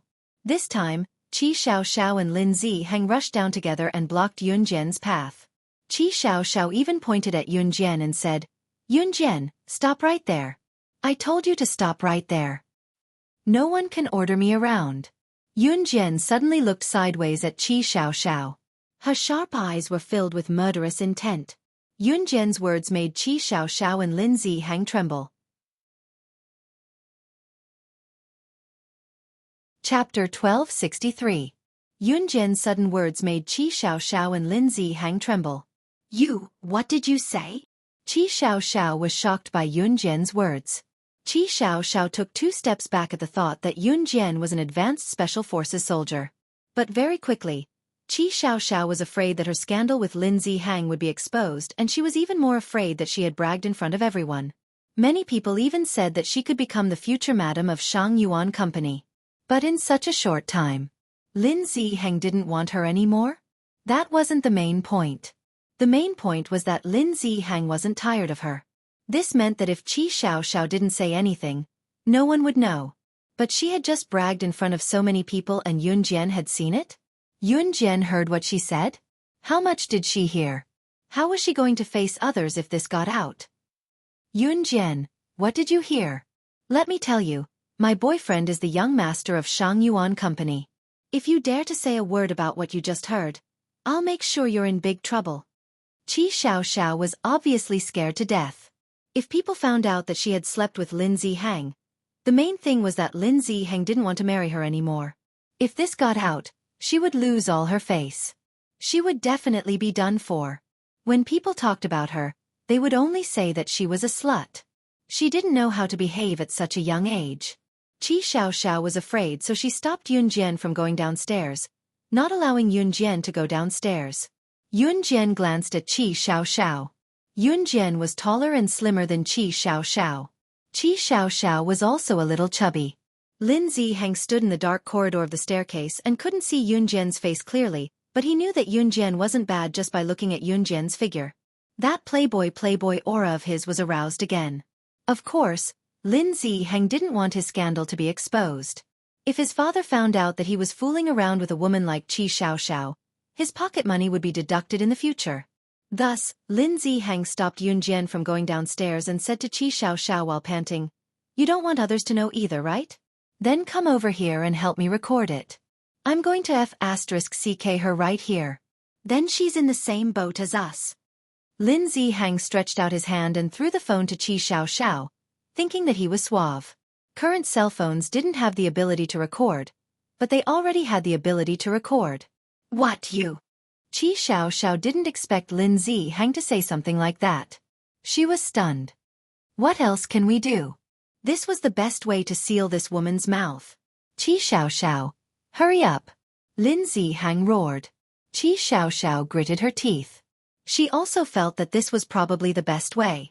At this moment, Lin Zihang had already lunged towards Yun Jian. Needless to say, Lin Zihang's idea was the safest. If it had been any other girl today, she would have been completely ruined by Qi Xiaoxiao and Lin Zihang. Fortunately, the person standing here today was Yun Jian. Yun Jian narrowed her eyes. There was no light here and she could feel Lin Zihang's hand reaching towards her. Yun Jian dodged to the side gently. Then, she kicked Lin Zihang's abdomen and stomped him to the ground. She didn't even lift a finger. She stomped Lin Zihang's body to the ground with her foot alone. The entire process took less than 2 seconds. Even in the dark, Lin Zihang was shocked by Yun Jian's skills. Qi Xiaoxiao suddenly remembered that Yun Jian was an advanced special forces soldier. In the next second, she heard Yun Jian's eerie voice clearly. "Heh, it's so quiet here and no one's walking around. If I kill you now, cut your bodies into 8 pieces and throw them into a gunny sack and throw them into the stream, will anyone discover your bodies?" Yun Jian's words were terrifying, especially with her skills and in this dark environment.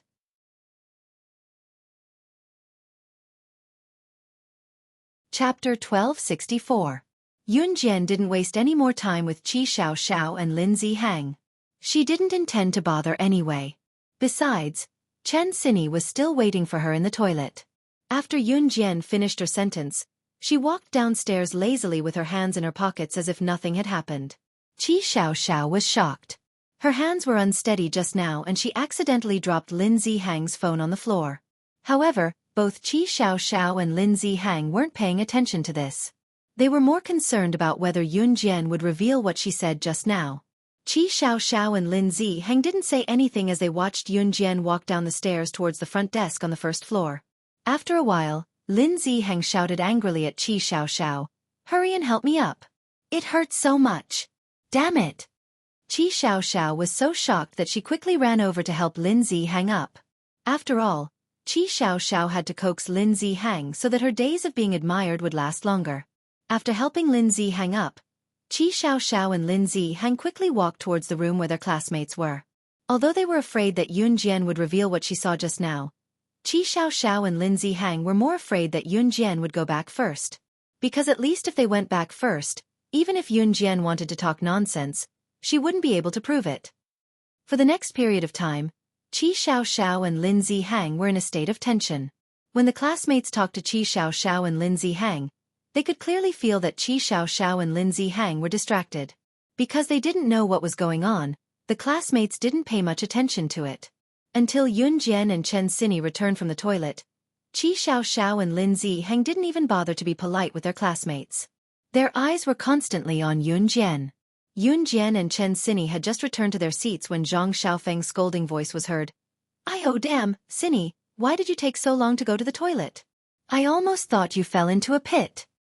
If you keep talking nonsense, I'll beat you up." When Chen Xinyi heard this, she was a little petty. She immediately clenched her fist and puckered her lips as she lightly punched Zhang Xiaofeng. Zhang Xiaofeng laughed as he grabbed Chen Xinyi's fist that was coming at him. He then continued to tease her. "Take it easy, I'm not the same as before. Right now, I have the ultimate technique that Master personally imparted to me. Ha ha ha." With that, Zhang Xiaofeng even waved his hand, pretending to be very domineering. Of course, Zhang Xiaofeng was simply joking. It was just the kind of playful banter between acquaintances. Chen Xinyi was amused by Zhang Xiaofeng's actions. Even Yun Jian's lips curled into a smile. "Xiao Xiao, why are you looking at Yun Jian over there?" a girl from the next table asked in a strange tone. Suddenly, there was the sound of chopsticks falling to the ground, followed by the sound of Qi Xiaoxiao's messy hands and feet. No, I just think she looks especially good today. I wonder what foundation she's wearing today, haha." From her voice, one could tell that Qi Xiaoxiao was in a panic. The more Yun Jian pretended that nothing had happened, the more Qi Xiaoxiao and Lin Zihang were afraid that she had ulterior motives. However, in reality, Yun Jian didn't want to care about what had just happened. "I don't wear makeup." Yun Jian's cold voice was heard. Her voice was icy, sending chills down one's spine. Qi Xiaoxiao and Lin Zihang shivered at the same time. Chapter 1265. The awkward atmosphere from before had been resolved by Lin Yaqian. Everyone had already finished eating. Now, they stood up and walked out of the hotel with their friends. Yun Jian, Chen Xini, and the other two girls exited the hotel as well. Qi Xiao and Lin Zihang walked out of the hotel arm in arm. However, it wasn't hard to tell that they had a lot on their minds just by looking at their expressions. It's not too far to walk to the racecourse from here. We'll be there in about 20 minutes, Lin Yaqian said methodically as she stood in front of everyone. Our study committee member has spoken. Let's follow her, haha. A few of the more mischievous boys chimed in when they heard Lin Yaqian. Although it was a class reunion, it was mostly a gathering of friends who got along well with them. They were separated into twos and threes, but they were all going to the same place. Yun Jian, Chen Xini, Zhang Xiaofeng, and Ling Yichen were close friends, so they went together. Just as they stepped out of the hotel, Yun Jian saw a familiar figure at the entrance. It was Qing Yu. It was obvious that Qing Yu was here for Yun Jian. Yun Jian's lips curled as she went over. Sister Jian, Qing Yu called out to Yun Jian when she saw her. Yun Jian saw Qing Yu as well. She was pulling on a rope that was tied around Gu Nianji's hands, who stood not too far away. Gu Nianji stood on the side with a pout as her hands were tied up. When she saw Yun Jian, Gu Nianji told Yun Jian angrily. Yun Jian, I won't kill you. Let me go. This rope is tied up like I'm a prisoner. I'm a formidable character who can scare a lot of people to death back where I come from. How am I supposed to face this? As she spoke, Gu Nianji tugged on the rope with both hands. Ever since Gu Nianji failed to assassinate Yun Jian the last time, she had completely given up on trying to assassinate Yun Jian. Yun Jian was too strong. She couldn't beat her at all. Therefore, Gu Nianji wanted to return to the Yulong continent. After all, she was from the Yulong continent and was an assassin there. If Gu Nianji had to choose, she wouldn't have been so stupid as to tear up the notice on the billboard and come to Earth to assassinate Yun Jian for the generous reward. She regretted it so much. Where was the medicine for regret? She would definitely be the first to buy it. Seeing that someone had suddenly appeared and was looking for Yun Jian, some of the students who were walking past turned their heads to look at Yun Jian. After all, his classmates had been paying close attention to him. Especially when Gu Nianji was tied up by Qing Yu, it was too eye-catching. However, when they heard what Gu Nianji said to Yun Jian, the boys and girls who were about to walk past them all stopped in their tracks. One of the female students was even quicker than Yun Jian when she asked Gu Nianji, "You want to kill Yun Jian? Murder? Are you kidding me? Or was he acting?" Murder is against the law. Of course, normal people would be shocked to hear what Gu Nianji said. Especially students of this age who were usually more free and lazy. The students who passed by Yun Jian stopped to look at Gu Nianji and Yun Jian. The problem is that I can't beat Yun Jian. I can't kill her, Gu Nianji said innocently, as if she did not feel that murder was wrong. Gu Nianji, who came from the Yulong continent, was just like Lan Su back then.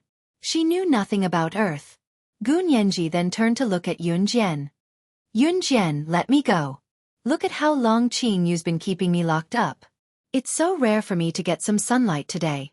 I feel like I'm turning into a vampire. The surrounding students could not understand what Gu Nianji and Yun Jian were saying. In spite of it, a lot of students had shifted their attention to Yun Jian. The more they could not understand, the more interested they were.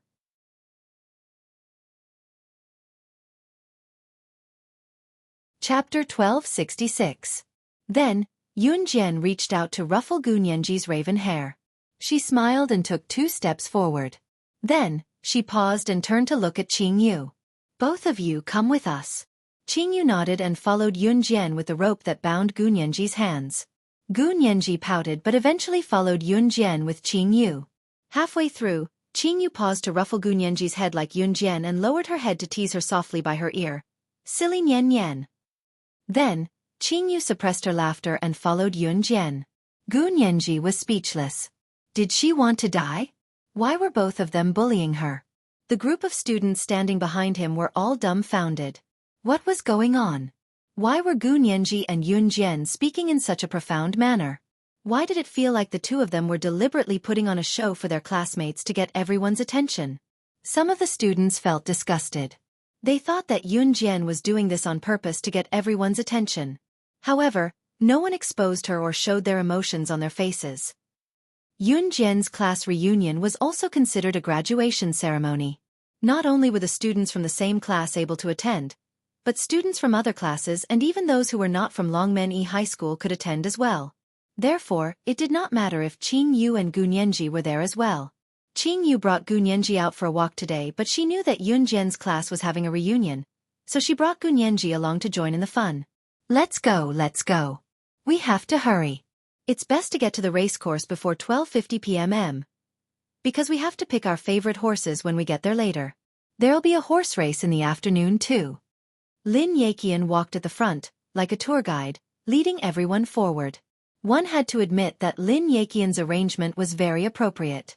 Especially when they were in school, Lin Yaqian, as the study committee member, had displayed extraordinary organizational skills. Therefore, everyone was more than happy to listen to Lin Yaqian's arrangement. Soon, Yunjian and the others arrived at the racecourse. When they arrived at the stud farm, the first thing they saw was the old man who raised the horses. The old man's surname was Zhang. He was already in his 50s or 60s. He had been raising horses for nearly 30 to 40 years. It could be said that he had been focusing on raising horses since he was 16 or 17 years old. He knew horses very well. Right now, Uncle Zhang was helping to manage the entire horse farm. Lin Zihang obviously knew Uncle Zhang, so Lin Zihang said a few words to Uncle Zhang in a very smug manner. Then, Uncle Zhang led everyone to choose a horse. Xiao Jian, what horse do you want to pick? Chen Sini was excited as she tugged at Yun Jian and asked Yun Jian. This type of horse can't fly, so I'm not riding it. Gu Nianji glared at the people who were choosing horses in disdain. All the horses in the Yulong continent could fly. She didn't want this kind of horse. Yun Jian curled her lips slightly. I think this horse isn't bad. It's sturdy and strong. It'll definitely run the fastest. I'll choose it. Zhang Xiaofeng was already in front of a horse. He untied the black horse's leash and said, "Let's go." A chuckle from a boy suddenly rang out. The guy who suddenly laughed was not Yun Jian's classmate. He was probably a friend or relative who had come with one of his classmates. After he was done laughing, he started mocking Zhang Xiaofeng. Chapter 1267. The man spoke in an absolute tone, and his words were full of arrogance. The boy was about 17 or 18 years old. He looked like a high school student, and he should be a relative or friend of one of Yun Jian's classmates. After the boy finished speaking, someone immediately said, "Wow, you're Kai Lin's cousin, Kai Yi, right?" When the boy Kai Yi heard that someone actually knew him, he nodded very proudly and said, "Yes." "Hey, so you're the cousin who's very good at horse racing that our classmate Kai Lin mentioned. I also heard that you once participated in that provincial horse racing competition, and even won the second prize." The classmate who asked Kai Yi just now heard that he was the legendary horse racing master that he had heard of before. Especially now that the horse racing was about to take place, this person worshipped Kai Yi even more. "Hey, I only won the second prize. As long as you persevere like me and race every day for 3 years, it's something that anyone can do." Kai Yi still felt that he didn't have enough firepower, so he said very modestly. Sometimes, the more modest the words were, the more high profile they were. Kai Yi was so modest just to show off his high profile, that was all. Kai Yi's words were heard by more students around him. Therefore, the students praised him one after another. So amazing. Look, people who are amazing are also trained. It's 3 years, and he can persevere like this. He's really amazing. I really admire him. He can be called the school's most handsome guy. The surrounding students began to talk about it, which made Kai even more arrogant. It was as if he was really an amazing person. On this side, Zhang Xiaofeng was angry, but Yun Jian walked to the horse group. She narrowed her eyes and reached out to untie a horse tied to a wooden pole. "I'll choose this one." Hey, little girl, this horse is not easy to control. This horse is the fiercest horse here. Anyone who gets on its back will fall off in less than 3 seconds. Only the top horse trainer can barely ride on its back. If you get on it, you'll break your leg. When Uncle Zhang saw Yun Jian untie the horse, he hurriedly ran over to stop her. "Uncle Zhang, Why don't I try to tame this horse? Although I'm not the best, I've been learning for 3 years. When Kai heard Uncle Zhang's words, he suppressed the restlessness in his heart and walked over to Uncle Zhang from afar. This. Uncle Zhang revealed a troubled expression. Uncle Zhang, don't worry. I can definitely do it. Kai said very confidently. He was just waiting to shine in front of everyone. Okay. Uncle Zhang was silent for 2 seconds before he nodded in agreement. Yunjian didn't say anything. She just stood there and watched Kai lead the horse in front of everyone. Because of Uncle Zhang's words, the surrounding people tensed up and looked over. Uncle Zhang said that this horse could only be tamed by a top-notch horse trainer. Kai Yi's current actions were obviously a challenge to tame this ferocious horse. Therefore, the surrounding people were attracted over. At the same time, each of them nervously looked at the scene that was about to happen in front of them. Kai felt that the surrounding people were sizing him up. He couldn't wait to show off even more.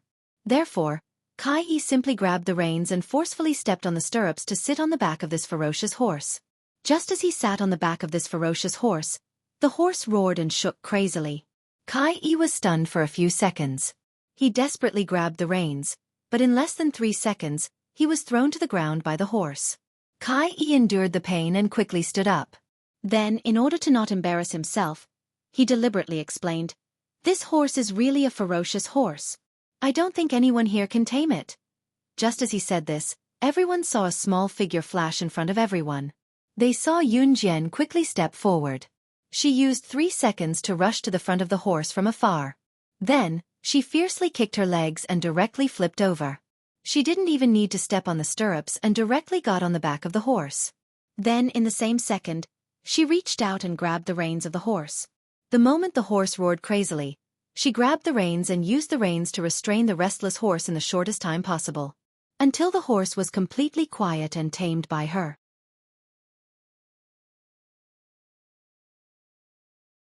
Chapter 1268. Yunjian's words were loud and clear. Her voice echoed throughout the hall and everyone was stunned. She actually rode on the back of this horse? Didn't they say that this horse was wild? Didn't they say that only the best horse trainers could tame it? Some students stared blankly as Yunjian mounted the horse. Especially when Kai was thrown off the horse in less than 3 seconds, no one doubted that this was a wild horse. What kind of capability did Yunjian have to be able to do what she did just now to be able to ride such a dark horse? A few of the boys who had their limelight stolen by Kai just now and were still holding a grudge saw this and clapped their hands and shouted, "Good, good! Yunjian, good job! You didn't embarrass our Class A." Even though everyone had graduated, they still referred to each other as their class. Kai wasn't from their class, so the boys in Year 3 Class A were extremely displeased when they saw Kai and Lin Zihang being called by their classmates and showing off at their graduation ceremony. They just didn't show it on their faces. When Kai fell off the horse just now, the boys in Yunjian's class wanted to clap and cheer, but they didn't show it directly. Yunjian got on the horse after Kai fell off because he couldn't control it. This action was like giving Kai a big slap in the face. Therefore, the group of boys in the class cheered and howled. They were so excited that they couldn't control themselves. Kai was in a hurry to get up just now to explain himself, but he ended up being bullied by Yunjian. His expression darkened instantly. "Cousin." At this moment, Kai's cousin, Kai Lin, walked up to Kai and handed him a few tissues. Kai Lin was Yunjian's classmate and Kai was here today because of Kai Lin's invitation. After Kai Lin walked over and handed the tissues to Kai she turned around and looked at the crowd. At the same time, she glared fiercely at Yunjian from the corner of her eye and said, "It's nothing to be able to ride a horse. Horse racing is all about skill. My cousin's horse racing skills were once praised by a national horse racing coach. That coach once represented Country Z in an international competition. I heard that he even won a grand prize." Kai Lin said it in a very high-profile manner. She didn't believe that Yunjian was an advanced special forces soldier. This was already unbelievable.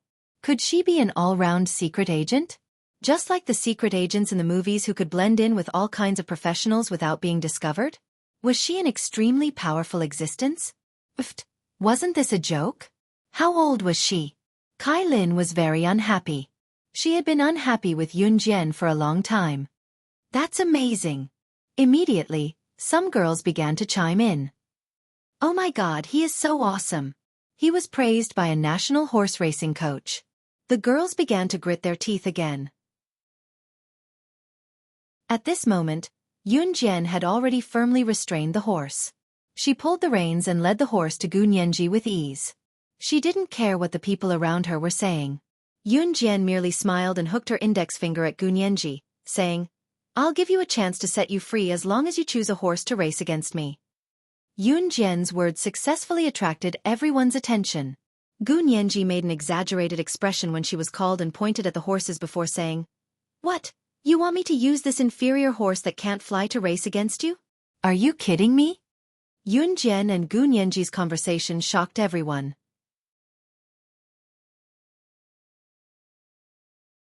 Chapter 1269. Kai Lin had one or two friends with her as well. It was easy for girls to get jealous, especially after what Yunjian had just done and said. She had attracted everyone's attention. Therefore, after Kai Lin finished speaking, a few girls immediately followed suit and pointed at Yunjian, Gunyanji, and Qingyu. Yunjian pretended not to hear them. She stared at Gunyanji, the curve of her lips clearly visible. Girls were mostly just talking to other girls. Seeing that Yunjian was not listening, Kai Lin and the girls around her could only give up. Gunyanji felt uncomfortable being stared at by Yunjian. In the end, Gunyanji looked at Yunjian awkwardly and stammered, "Will you really set me free if I win? I'll only give you one chance. I won't wait for it after that." Yunjian crossed her arms and looked at Gunyanji without saying a word. "Fine. Let's compete. Although this horse is a little low class, Gunyanji, don't want to be tied up like a prisoner again." Gunyanji narrowed her eyes. "You two young ladies want to compete in horse racing?" Uncle Zhang walked up to Yunjian and Gunyanji and asked kindly. Yunjian answered. "Young ladies, this is the only racetrack we have here. I'm sure all of you youngsters would want to race, and you don't have much time. Let's see if it's a 5-person race. You two young ladies can still compete." Uncle Zhang opened his mouth to explain. There was only one racetrack here. If these 40 to 50 students from Yunjian's class and their friends and relatives wanted to race one-on-one, there would not be enough time in the afternoon. Although many of them could not even make the horse run while riding, since the students were all here, they would definitely want everyone to experience the feeling of horse racing. "I have no objections." Yunjian didn't have any objections because she only wanted to race with Gunyanji. It had nothing to do with her if someone else got involved. Good. Then we'll add 3 more people for the first round of horse racing. Who wants to participate in the first round? Uncle Zhang heaved a sigh of relief and said to the crowd. "Sister Jian, you two have fun. I won't join in the fun." Qingyu loosened her grip on Gunyanji's arm easily. Finally untied, Gunyanji stretched lazily. "I'll do it." Kai Yi's voice rang out. Then, Kai Yi walked over to them. "Are there any other 2 students who want to compete in the first round? Why don't you come together?" Uncle Zhang nodded towards Kai Yi and said. In the end, 2 boys who didn't know how to ride horses were pushed out. It could be said that the 2 of them had never seen a live horse before, let alone know how to ride one. However, the 2 of them were still brave enough to stand out and give it a try. This was worthy of praise. Thus, Yunjian, Gunyanji, Kai Yi, and the 2 male students each pulled their chosen horses and lined up side by side at the starting line of the horse racing venue. They were ready. "Cousin, do your best. You're the best. First place will definitely be yours." Kai Lin stood a distance away and cheered with her hands cupped around her mouth. Hearing his cousin's words, Kai Yi's nervousness calmed down instantly. Speaking of which, Yunjian was just an ordinary junior high school graduate.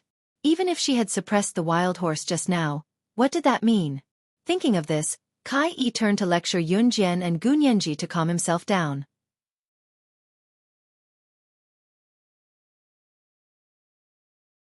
Chapter 1270. Not only was Kai Yi lecturing Yunjian and Gunyanji directly, it sounded like he was boasting when he said it. He said that he would not let Yunjian and Gunyanji win because of his love for horse racing. The reason was very valid. Kai Yi's words indirectly implied that he would definitely win against Yunjian and Gunyanji. Yunjian merely scoffed at Kai Yi's words. Gu Nianji scratched her head and thought to herself, how can there be such a dumb fool on this earth? Is he really dumb or just pretending to be dumb? How dare he say such things in front of her and Yun Jian? Other things aside, Gu Nianji knew that Yun Jian was someone with real ability. At least, it was an indisputable fact that she could not defeat Yun Jian. That was why she was now Yun Jian's captive. Kai Yi coughed dryly when he saw that Yun Jian and Gu Nianji were ignoring him. He was obviously embarrassed. However, the cheers of the girls around him boosted Kai Yi's confidence. The girls around him were shouting, "Hey, don't you think this guy is handsome?" "He is. Didn't Kai Lin say that he won a prize in a provincial horse race? I think he'll be the champion this time." "Of course." The people outside had no idea what was happening here. At the same time, in Yun Jian and Si Yi's house, Si Yi was sitting in the study. Xueqi and Mo San, who had returned to An Hun's headquarters, stood before him. Xueqi took a step forward with a frown and told Si Yi, "Young master, Lin Wei has brought people from the organization here. Their destination is the racecourse in the outskirts of Longmen City." Si Yi raised a brow, obviously unaware that Yun Jian was at the racecourse. Si Yi raised a brow and paused before he smirked. "No matter what the remnants of the former Inferno Ring are here for, none of them must be left alive today." "Yes, young master." "Yes, young master." Xueqi and Mo Sen nodded after listening. "It's about to start. I don't have a whistle here, so I'll use this red flag as a whistle. Once I wave this red flag, the match will begin," Uncle Zhang explained as he stood beside the starting line. No one felt that Uncle Zhang's words were inappropriate. Thus, Kai Yi and the other two quickly prepared themselves for a tense mental state. On the other hand, Yun Jian and Gu Nianji looked relaxed. They didn't look like they were about to compete at all. Seeing this, Kai Yi sneered again and muttered in his heart, "That's right. He didn't even feel nervous before the race, and he still wanted to race? Heh, it would be strange if he could win. Get ready, everyone. Get ready." Uncle Zhang raised the red flag high and started counting down. Hearing Uncle Zhang's voice, Kai Yi's heart tightened again. He would definitely win, definitely. He even got a place in the Zhe province's horse race. How could he not win against two girls? As for the other two boys, there was no need to even mention them. Just as Kai Yi thought of this, Uncle Zhang roared, "Begin!" At the same time, Uncle Zhang waved the small red flag in his hand. It was only then that Kai Yi tightened his grip on the reins. Just as he was about to whip the horse to get it to run, two silhouettes suddenly appeared. Two silhouettes who were much faster than him were already galloping toward the racecourse on horseback. Seeing this, Kai Yi even forgot to whip the horse to gallop as he watched the two silhouettes gallop away in a daze. The crowd from afar saw it as well. Under Uncle Zhang's command, the two silhouettes galloped away on their horses like lightning. Those who mocked Yun Jian and Gu Nianji in the beginning widened their eyes in bewilderment.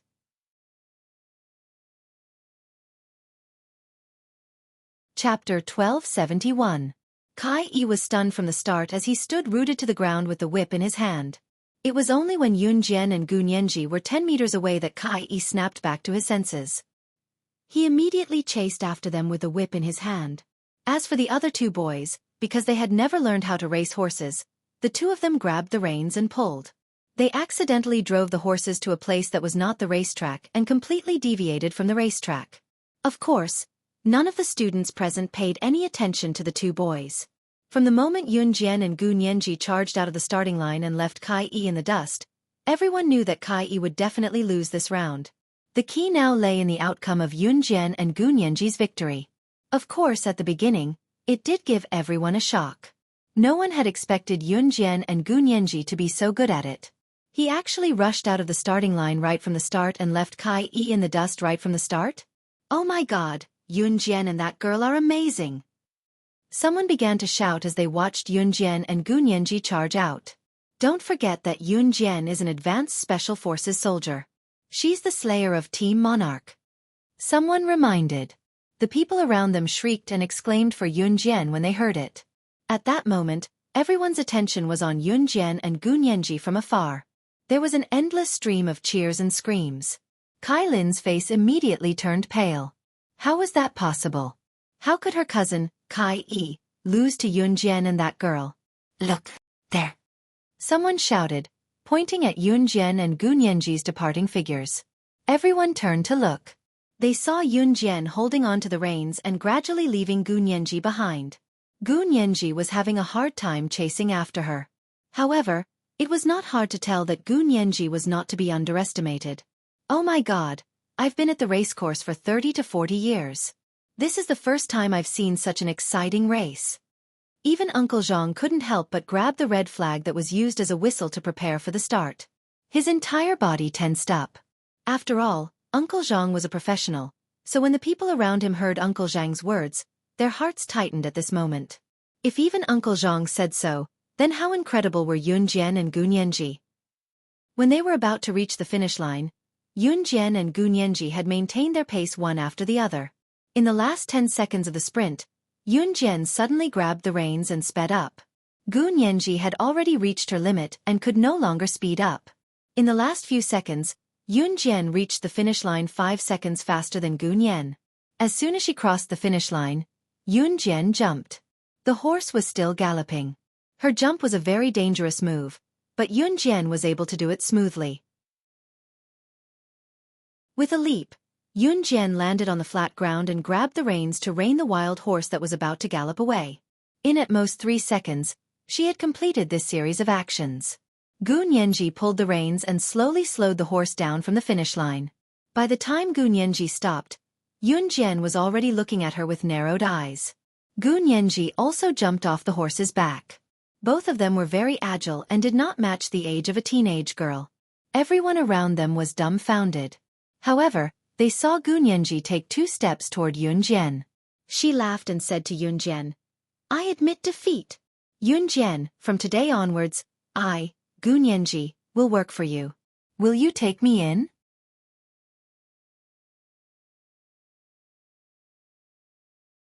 Chapter 1272. Yunjian's words almost made Gunyanji vomit blood. She had thought about it for a long time before coming to this decision. Gunyanji had already made up her mind when the horse race was about to begin. If Yunjian could win against her, she would follow Yunjian. After all, Gunyanji's ability in Yulong mainland was not to be underestimated. What would she do if she could find someone who was stronger than her on Earth? What else could she do? Of course, she would cling on to her fiercely. She would not leave even if she was chased away to learn from her master. Haha, little captive, it looks like you can't escape. Qingyu walked over from not far away and giggled. Actually, the starting point was also the ending point. Why was it so? Because starting from the starting point and running 1 round around the racetrack, one would still end up back at the starting point. At least the racetrack here was built similar to a school's field. The surrounding students all stood rooted to the ground. Other than Kai Lin's group of girls, everyone else was extremely impressed with Yunjian. Especially Yunjian's handsome appearance just now. It was exactly the style they wanted. Kai Lin frowned when she saw that her cousin, Kai Yi, did not catch up. She finally could not take it anymore. Now that she saw Yunjian being admired by her classmates, she was even angrier.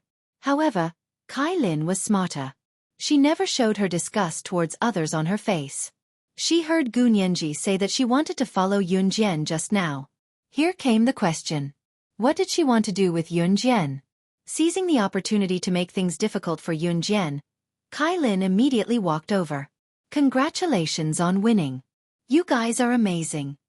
Kai Lin said this first, then continued to speak to Yunjian in front of everyone with a fake smile. What were you guys talking about just now? Why did you say that you want to follow you? What do you want to do? Hey, what you said just now made it sound like you want to mingle with the mafia, just like the Secret Service assassins in the movies. Don't say that in the future. You two are girls after all. Don't be so careless. Fighting for first place with a boy is not something a girl should do. We girls should be gentle and quiet. Otherwise, you won't be able to get married in the future. Kai Lin changed her arrogant tone from before, where she thought Kai Yi would win without a doubt. She deliberately made herself look very calm, then walked up to Yunjian and loudly lectured them. The onlookers listened to Kai Lin's lecture. That seems to make sense. Therefore, a few girls followed Kai Lin's lead and responded. In the end, It was as if Yun Jian and Gu Nianji had snatched first place from Kai Yi and were in the wrong. Yun Jian sneered and said nothing. Kai Lin glanced at her and thought that Yun Jian was speechless because of her words. So Kai Lin smiled secretly. He thought to himself, haha, what Yun Jian? What advanced special forces? Does she really think she's a gangster? Especially the woman who competed with Yun Jian in horse racing. She even said that she wanted to work for Yun Jian. Did he think he was a gangster? Kai Lin hated the smug look on her face.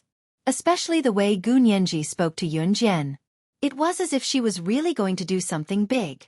Just as Kai Lin finished thinking this, 3 or 4 vans drove into the horse track.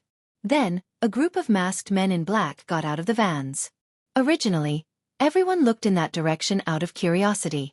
Why were there so many strange people at the horse track? However, when this group of people got out of the vans and ran in front of everyone with all kinds of guns in their hands and surrounded them, Kai Lin and everyone else at the scene felt that something was wrong. It was also at this moment that a burly man who was 2 meters tall and had arms as thick as a copper wall stood in front of everyone.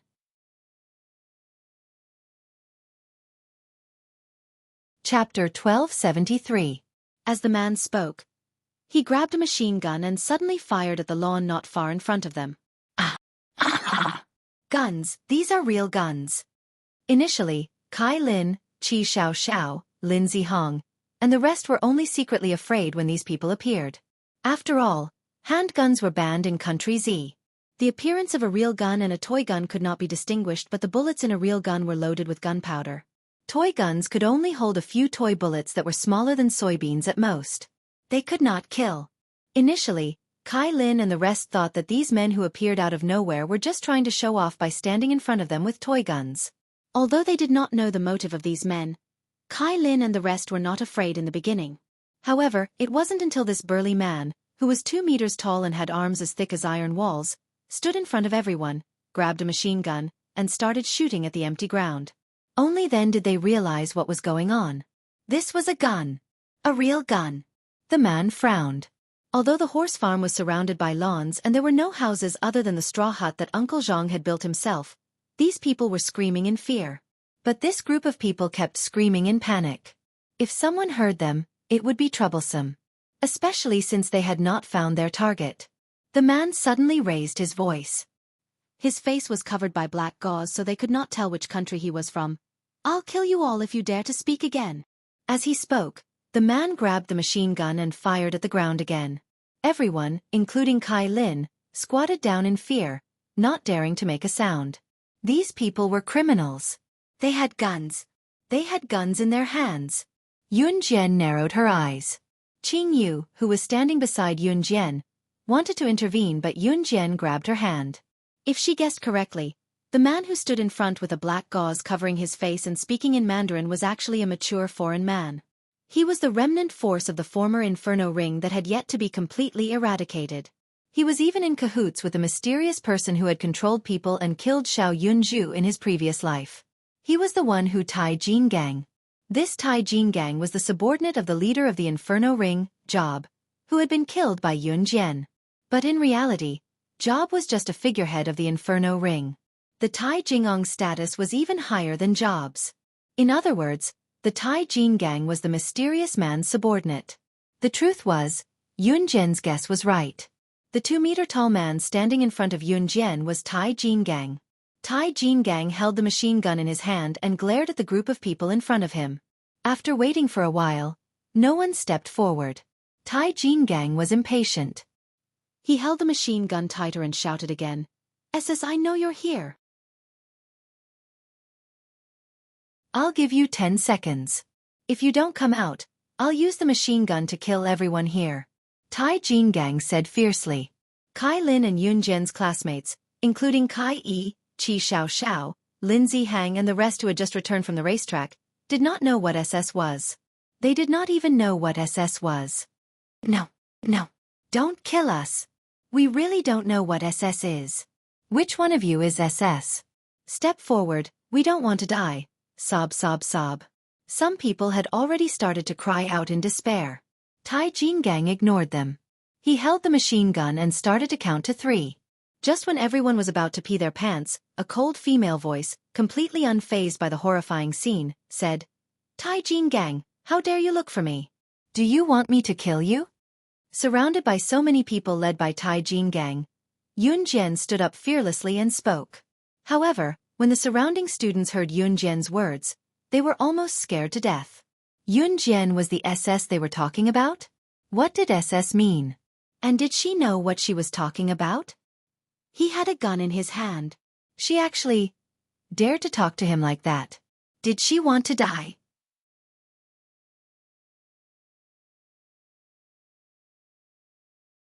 Chapter 1274. Tai Jin Gang had only received information that SS was at the racecourse. This information was very accurate because it was revealed to Tai Jin Gang by the mysterious person in Yun Jian's eyes. That was why Iron King Kong had brought his men here to kill the SS monster, so as to make a great contribution to the mysterious man. Tai Jin Gang had thought that SS was at least in her 20s no matter how young she was. However, when Yun Jian stood up and spoke, Tai Jin Gang turned his head and looked in her direction. He froze on the spot. The young girl in front of him had delicate features and a beautiful face that made him feel mesmerized from the bottom of his heart. That petite face, coupled with that perfect figure, was a perfect match for the golden ratio. The young girl in front of him was at most 15 or 16 years old, right? Underage? Sis, it's actually a young girl who's still underage? How was this possible? Tai Jin Gang was completely stunned. Kai Lin, Kai Yi, Uncle Zhang, Yun Jian's classmates were all dumbfounded as they stared at the scene in front of them with wide eyes. Putting aside what SS meant, the group of people in front of them were obviously criminals. In their hands, there were all kinds of guns that even some of the gun-loving boys present couldn't name. How dare Yun Jian speak to them in such a tone? Did she have a death wish? Just as everyone thought of this, they saw Yun Jian take 2 steps forward towards Tai Jin Gang. Yun Jian's lips curled up. Her smile was shy, but it gave people a sense of danger. Even Tai Jin Gang, who was holding a machine gun in his hand, couldn't help but take 2 steps back. This scene was clearly seen by everyone in the surroundings. This burly 2-meter-tall man with a machine gun in his hand was actually afraid of Yun Jian, who didn't have anything in her hands? Was Yun Jian really that powerful?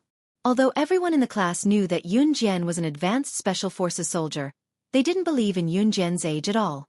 Standing afar, Lin Zihong, who had wanted to kill Yun Jian when she overheard his conversation with Qi Xiao. He even wanted Qi Xiao to record his conversation so that he could threaten Yun Jian in the end, shuddered. Even Tai Jin Gang, who was holding a machine gun, was afraid of Yun Jian. Lin Zihong suddenly realized that his and Qi Xiao's delusions of dealing with Yun Jian was simply a pipe dream. At this moment, Yun Jian looked straight at Tai Jin Gang. She wasn't afraid at all and even crossed her arms lazily as she looked at Tai Jin Gang and said, "You're amazing, you're able to find me." Her identity was sealed off from all corners of the world. It was harder for outsiders to find her than to reach the heavens. Tai Jin Gang clenched his fists, the bones between his fingers cracking. Then, Tai Jin Gang looked at Yun Jian and said in a slightly louder voice, "SS, you won't be able to escape today. I'll kill you right here and now." "Oh. Is that so? Are you sure you can kill me with these lousy guns of yours?" Yun Jian glanced at Tai Jin Gang and Tai Jingong's men with all kinds of guns and chuckled. Tai Jingong's fists clenched tighter. Yes, Yun Jian never boasted. If slaying God, the top secret agent in the international secret agent ranking, could be killed by his men with guns, she would not be slaying God anymore. She should have given up her position a long time ago. "Sister Jian, you don't have to fight these people," Qingyu said faintly as she stepped out from the crowd's attention. As she spoke, she took out a few poisonous needles. She had soaked the needles in poisonous water. Once they pierced a person's skin, the person would die instantly. "You're Lady Femme Fatale." Tai Jin Gang glanced at Qingyu with a frown and cried out. Qingyu's codename was Lady Femme Fatale. Her name in the underworld was terrifying due to her poison. These changes shocked Kai Lin, Kai Yi, and the others, but no one dared to make a sound at this moment. Lady Femme Fatale? What SS? Did they think that they were acting? They gave themselves another codename.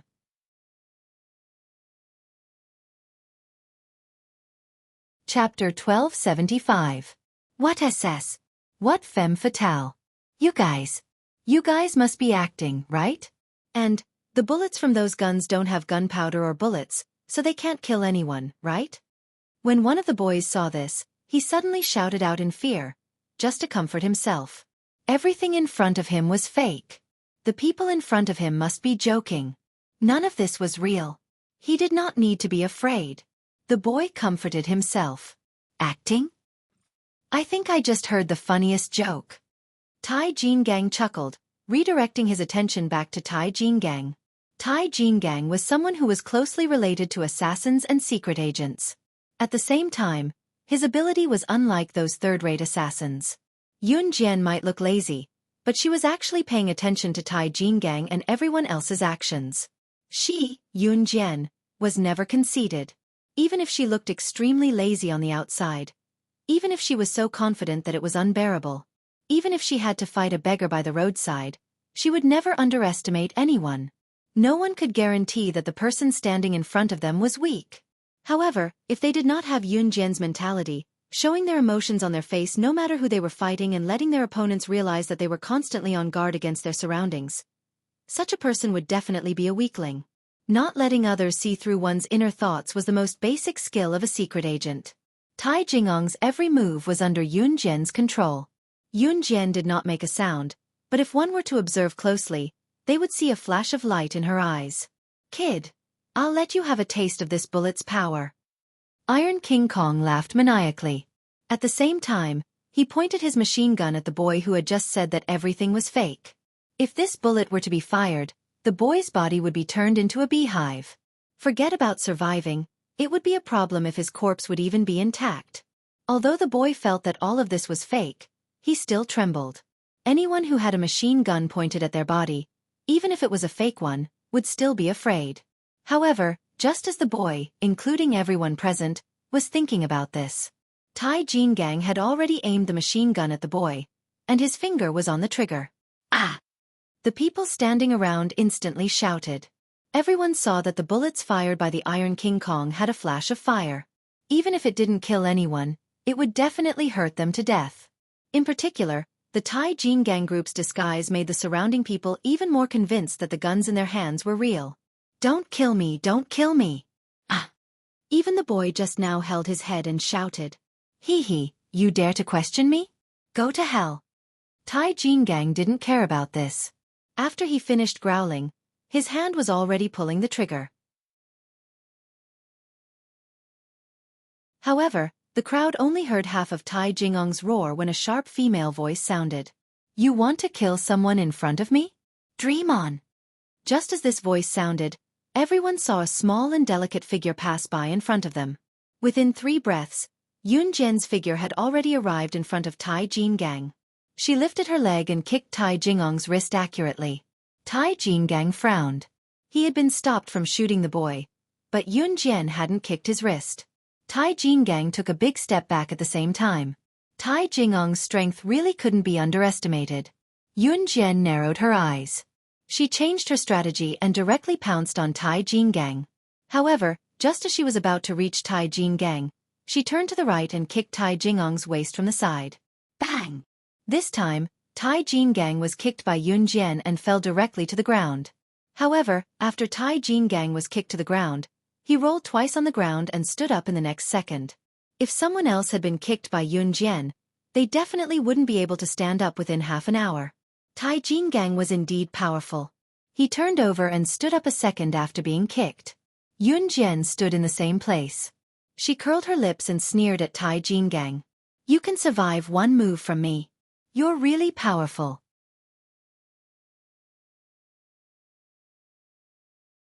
Chapter 1276. Her younger brother's death in her previous life was fatally related to the Tai Jingang in front of her. Tai Jingang was the culprit, the subordinate of the mysterious person. Even if Tai Jingang did not come today, Yun Jian would have been searching for Tai Jingang. Now that Tai Jingang had come knocking on her door, there was no way he could leave this place alive. Sister Jian, you don't have to do anything with these people's capabilities. Qingyu came up with a pair of poison needles in each of her fingers. Qingyu went to Tai Jingang with the needles. Not only Tai Jingang, Even the men standing beside Tai Jingang flinched and took 2 steps back. It was not that they were cowards, it was just that Qing Yu's capability was too frightening.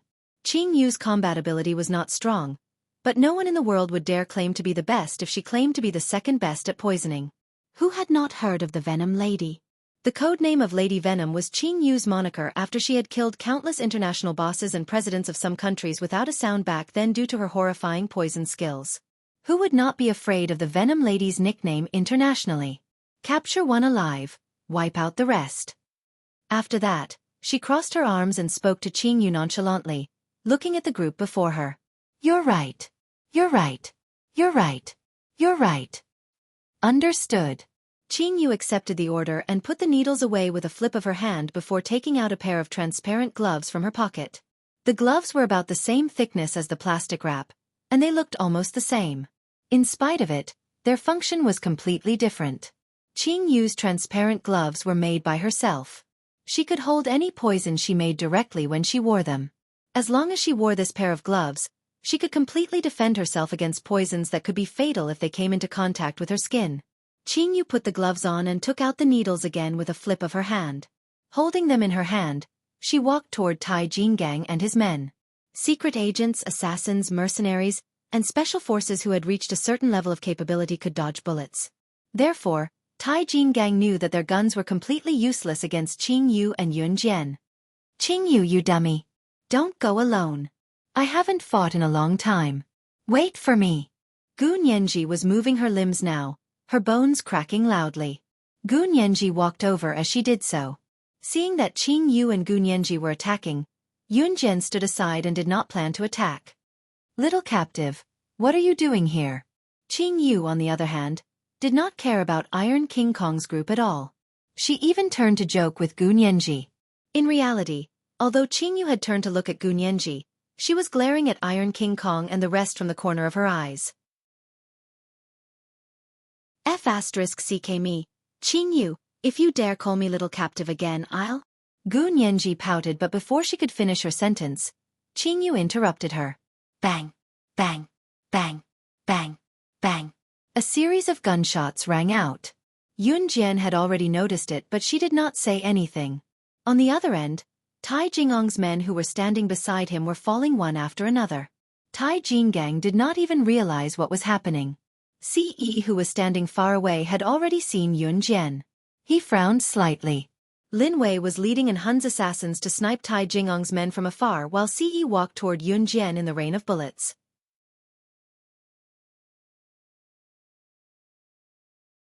Chapter 1277. Yun Jian had only said it casually, but Uncle Zhang and all of Yun Jian's classmates were so frightened that they quickly looked for trash cans or other defensive places to hide. The boy who was saved by Yun Jian earlier looked at Yun Jian gratefully and was the first to find a place to hide. What the boy did not know was that Yun Jian had not stepped forward to save him because she cared about his life or death. When she said, "Dream on if you want to kill someone in front of me," everyone present, including Tai Jingang, thought that Yun Jian was protecting them. As a secret agent and assassin, she was not a saint. There was no need for her to protect anyone. Yun Jian would not care even if the boy died in front of her. However, Yun Jian had made a move just now. If one were to ask why, the reason was simple. Yun Jian had only wanted to test Tai Jingong's ability. Yun Jian would never underestimate a powerful enemy. Under such circumstances, it was only natural for her to test the opponent's ability. Saving the boy earlier was a piece of cake. In reality, Yun Jian's real intention was only to test Tai Jingong's ability. If she could test a person's ability before making a move, it would be easier for Yun Jian to kill Tai Jingang in one move. As her soul returned to reality, Yun Jian was already rushing toward Tai Jingang. Qing Yu and Gu Nianji were only surprised for a moment before they followed Yun Jian's pace and dashed over. Lin Wei was still leading in Hun's assassins to snipe Tai Jingong's underlings from afar.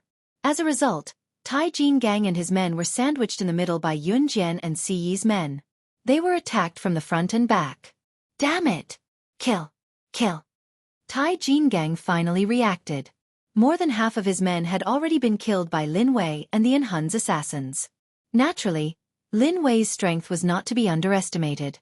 He led the assassins to snipe Tai Jingong's group from afar, and they were simply able to kill them one by one. Kai Lin, Kai Yi, Qi Xiao Xiao, Lin Zihang, and the others who were hiding in the trash can or hiding in various places were all pale with fright as they watched the people collapse one by one. This was beyond the limits of the black market. This was a battle of life and death. Life and death were only separated by a single thought.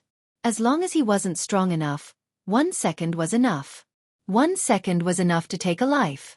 Just as she was thinking about this, Kai Lin suddenly felt a small figure flash before her eyes. Yun Jian led Qing Yu and Gu Nianji into the chaotic battle without the slightest fear of being accidentally killed by Lin Wei and In Hun's assassins. At the time, Kai Lin had even mocked Gu Nianji by saying that she was working for Yun Jian. She made it sound like she was a gangster. At this moment, Kai Lin felt that her face was burning, as if she had been slapped hard in the face. Kai Lin's expression was terrible. However, it was also at this moment that she saw Yun Jian killing one of Tai Jingong's underlings in a few moves after charging into the crowd. Then, she went straight to Tai Jinggang. At the same time, Yun Jian held a butterfly knife in her hand. The blade of this butterfly knife was made from the god-vanquishing blade. It could kill everything in the world, even the gods of deity continent.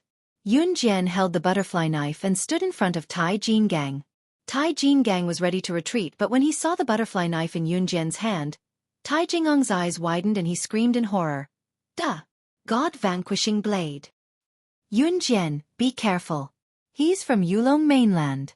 Gu Nianji looked at Tai Jinggang and suddenly shouted at Yun Jian with widened eyes.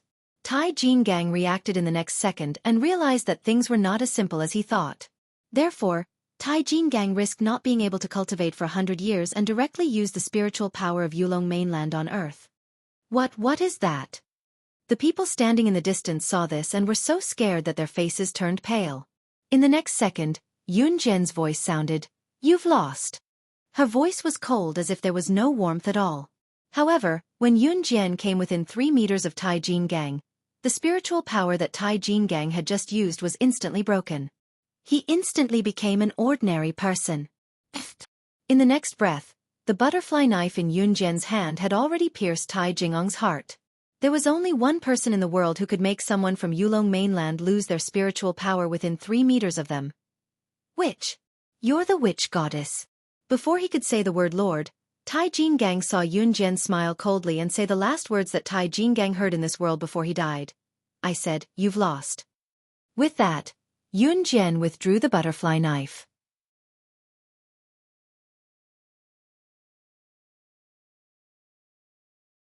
Chapter 1278. With Tai Jinggang dead, Tai Jingong's underlings were defeated instantly. Especially with Lin Wei leading In Hun's ambush from afar, with Qing Yu and Gu Nianji's help nearby. Tai Jingong's underlings were all dead in no time.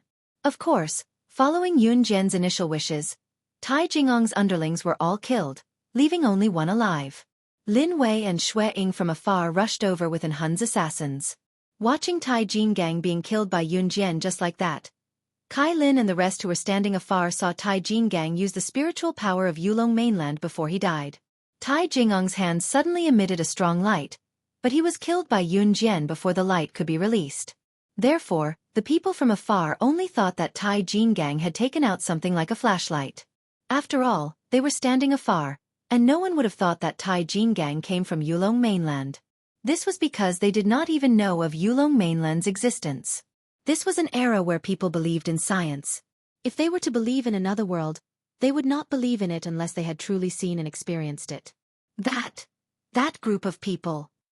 Seeing Lin Wei and Xueqi leading In Hun's assassins from afar, Kai Lin and the rest were still trembling in fear, not daring to come out.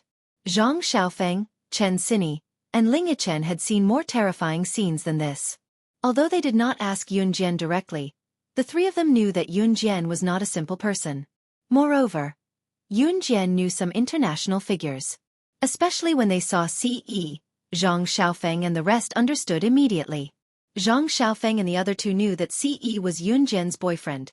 So Zhang Xiaofeng and the other two walked out when they saw that Tai Jinggang and the others were dead. In the distance, Kai Lin and the others were scared out of their wits when they saw the corpses of Tai Jinggang and the others. How would they dare to come over? While Yun Jian remained where she was, Ce came up to her and grabbed Yun Jian's hand. Xiao Jian, why didn't you tell me you're here? With that, Ce pulled Yun Jian into his embrace. He didn't care that Yun Jian's classmates were still watching from afar. He only had eyes for Yun Jian. It's a class reunion. We're here to ride a horse. Yun Jian pursed her red lips and explained. Ce smirked.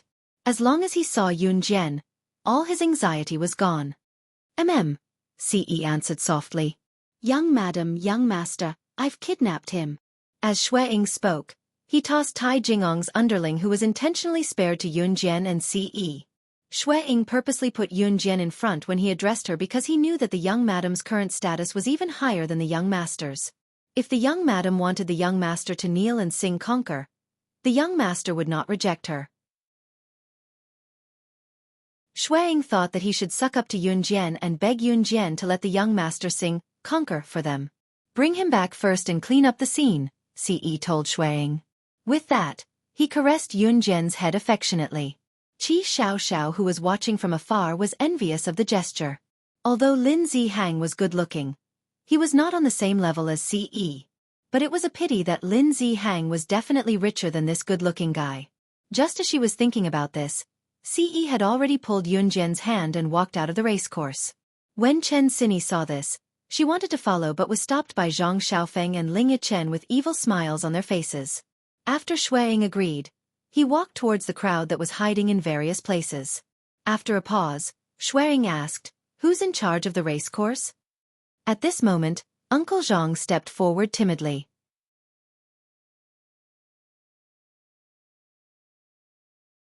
Chapter 1279. Uncle Zhang took the card from Xueqing's hand in a fluster and heard Xueqing's words. Compared to the dead Tai Jin gang, the appearance of Xueqing, Lin Wei, and the rest was more frightening. Because they had guns in their hands. More importantly, they were more powerful than Tai Jin gang. Most importantly, Tai Jin gang was so powerful.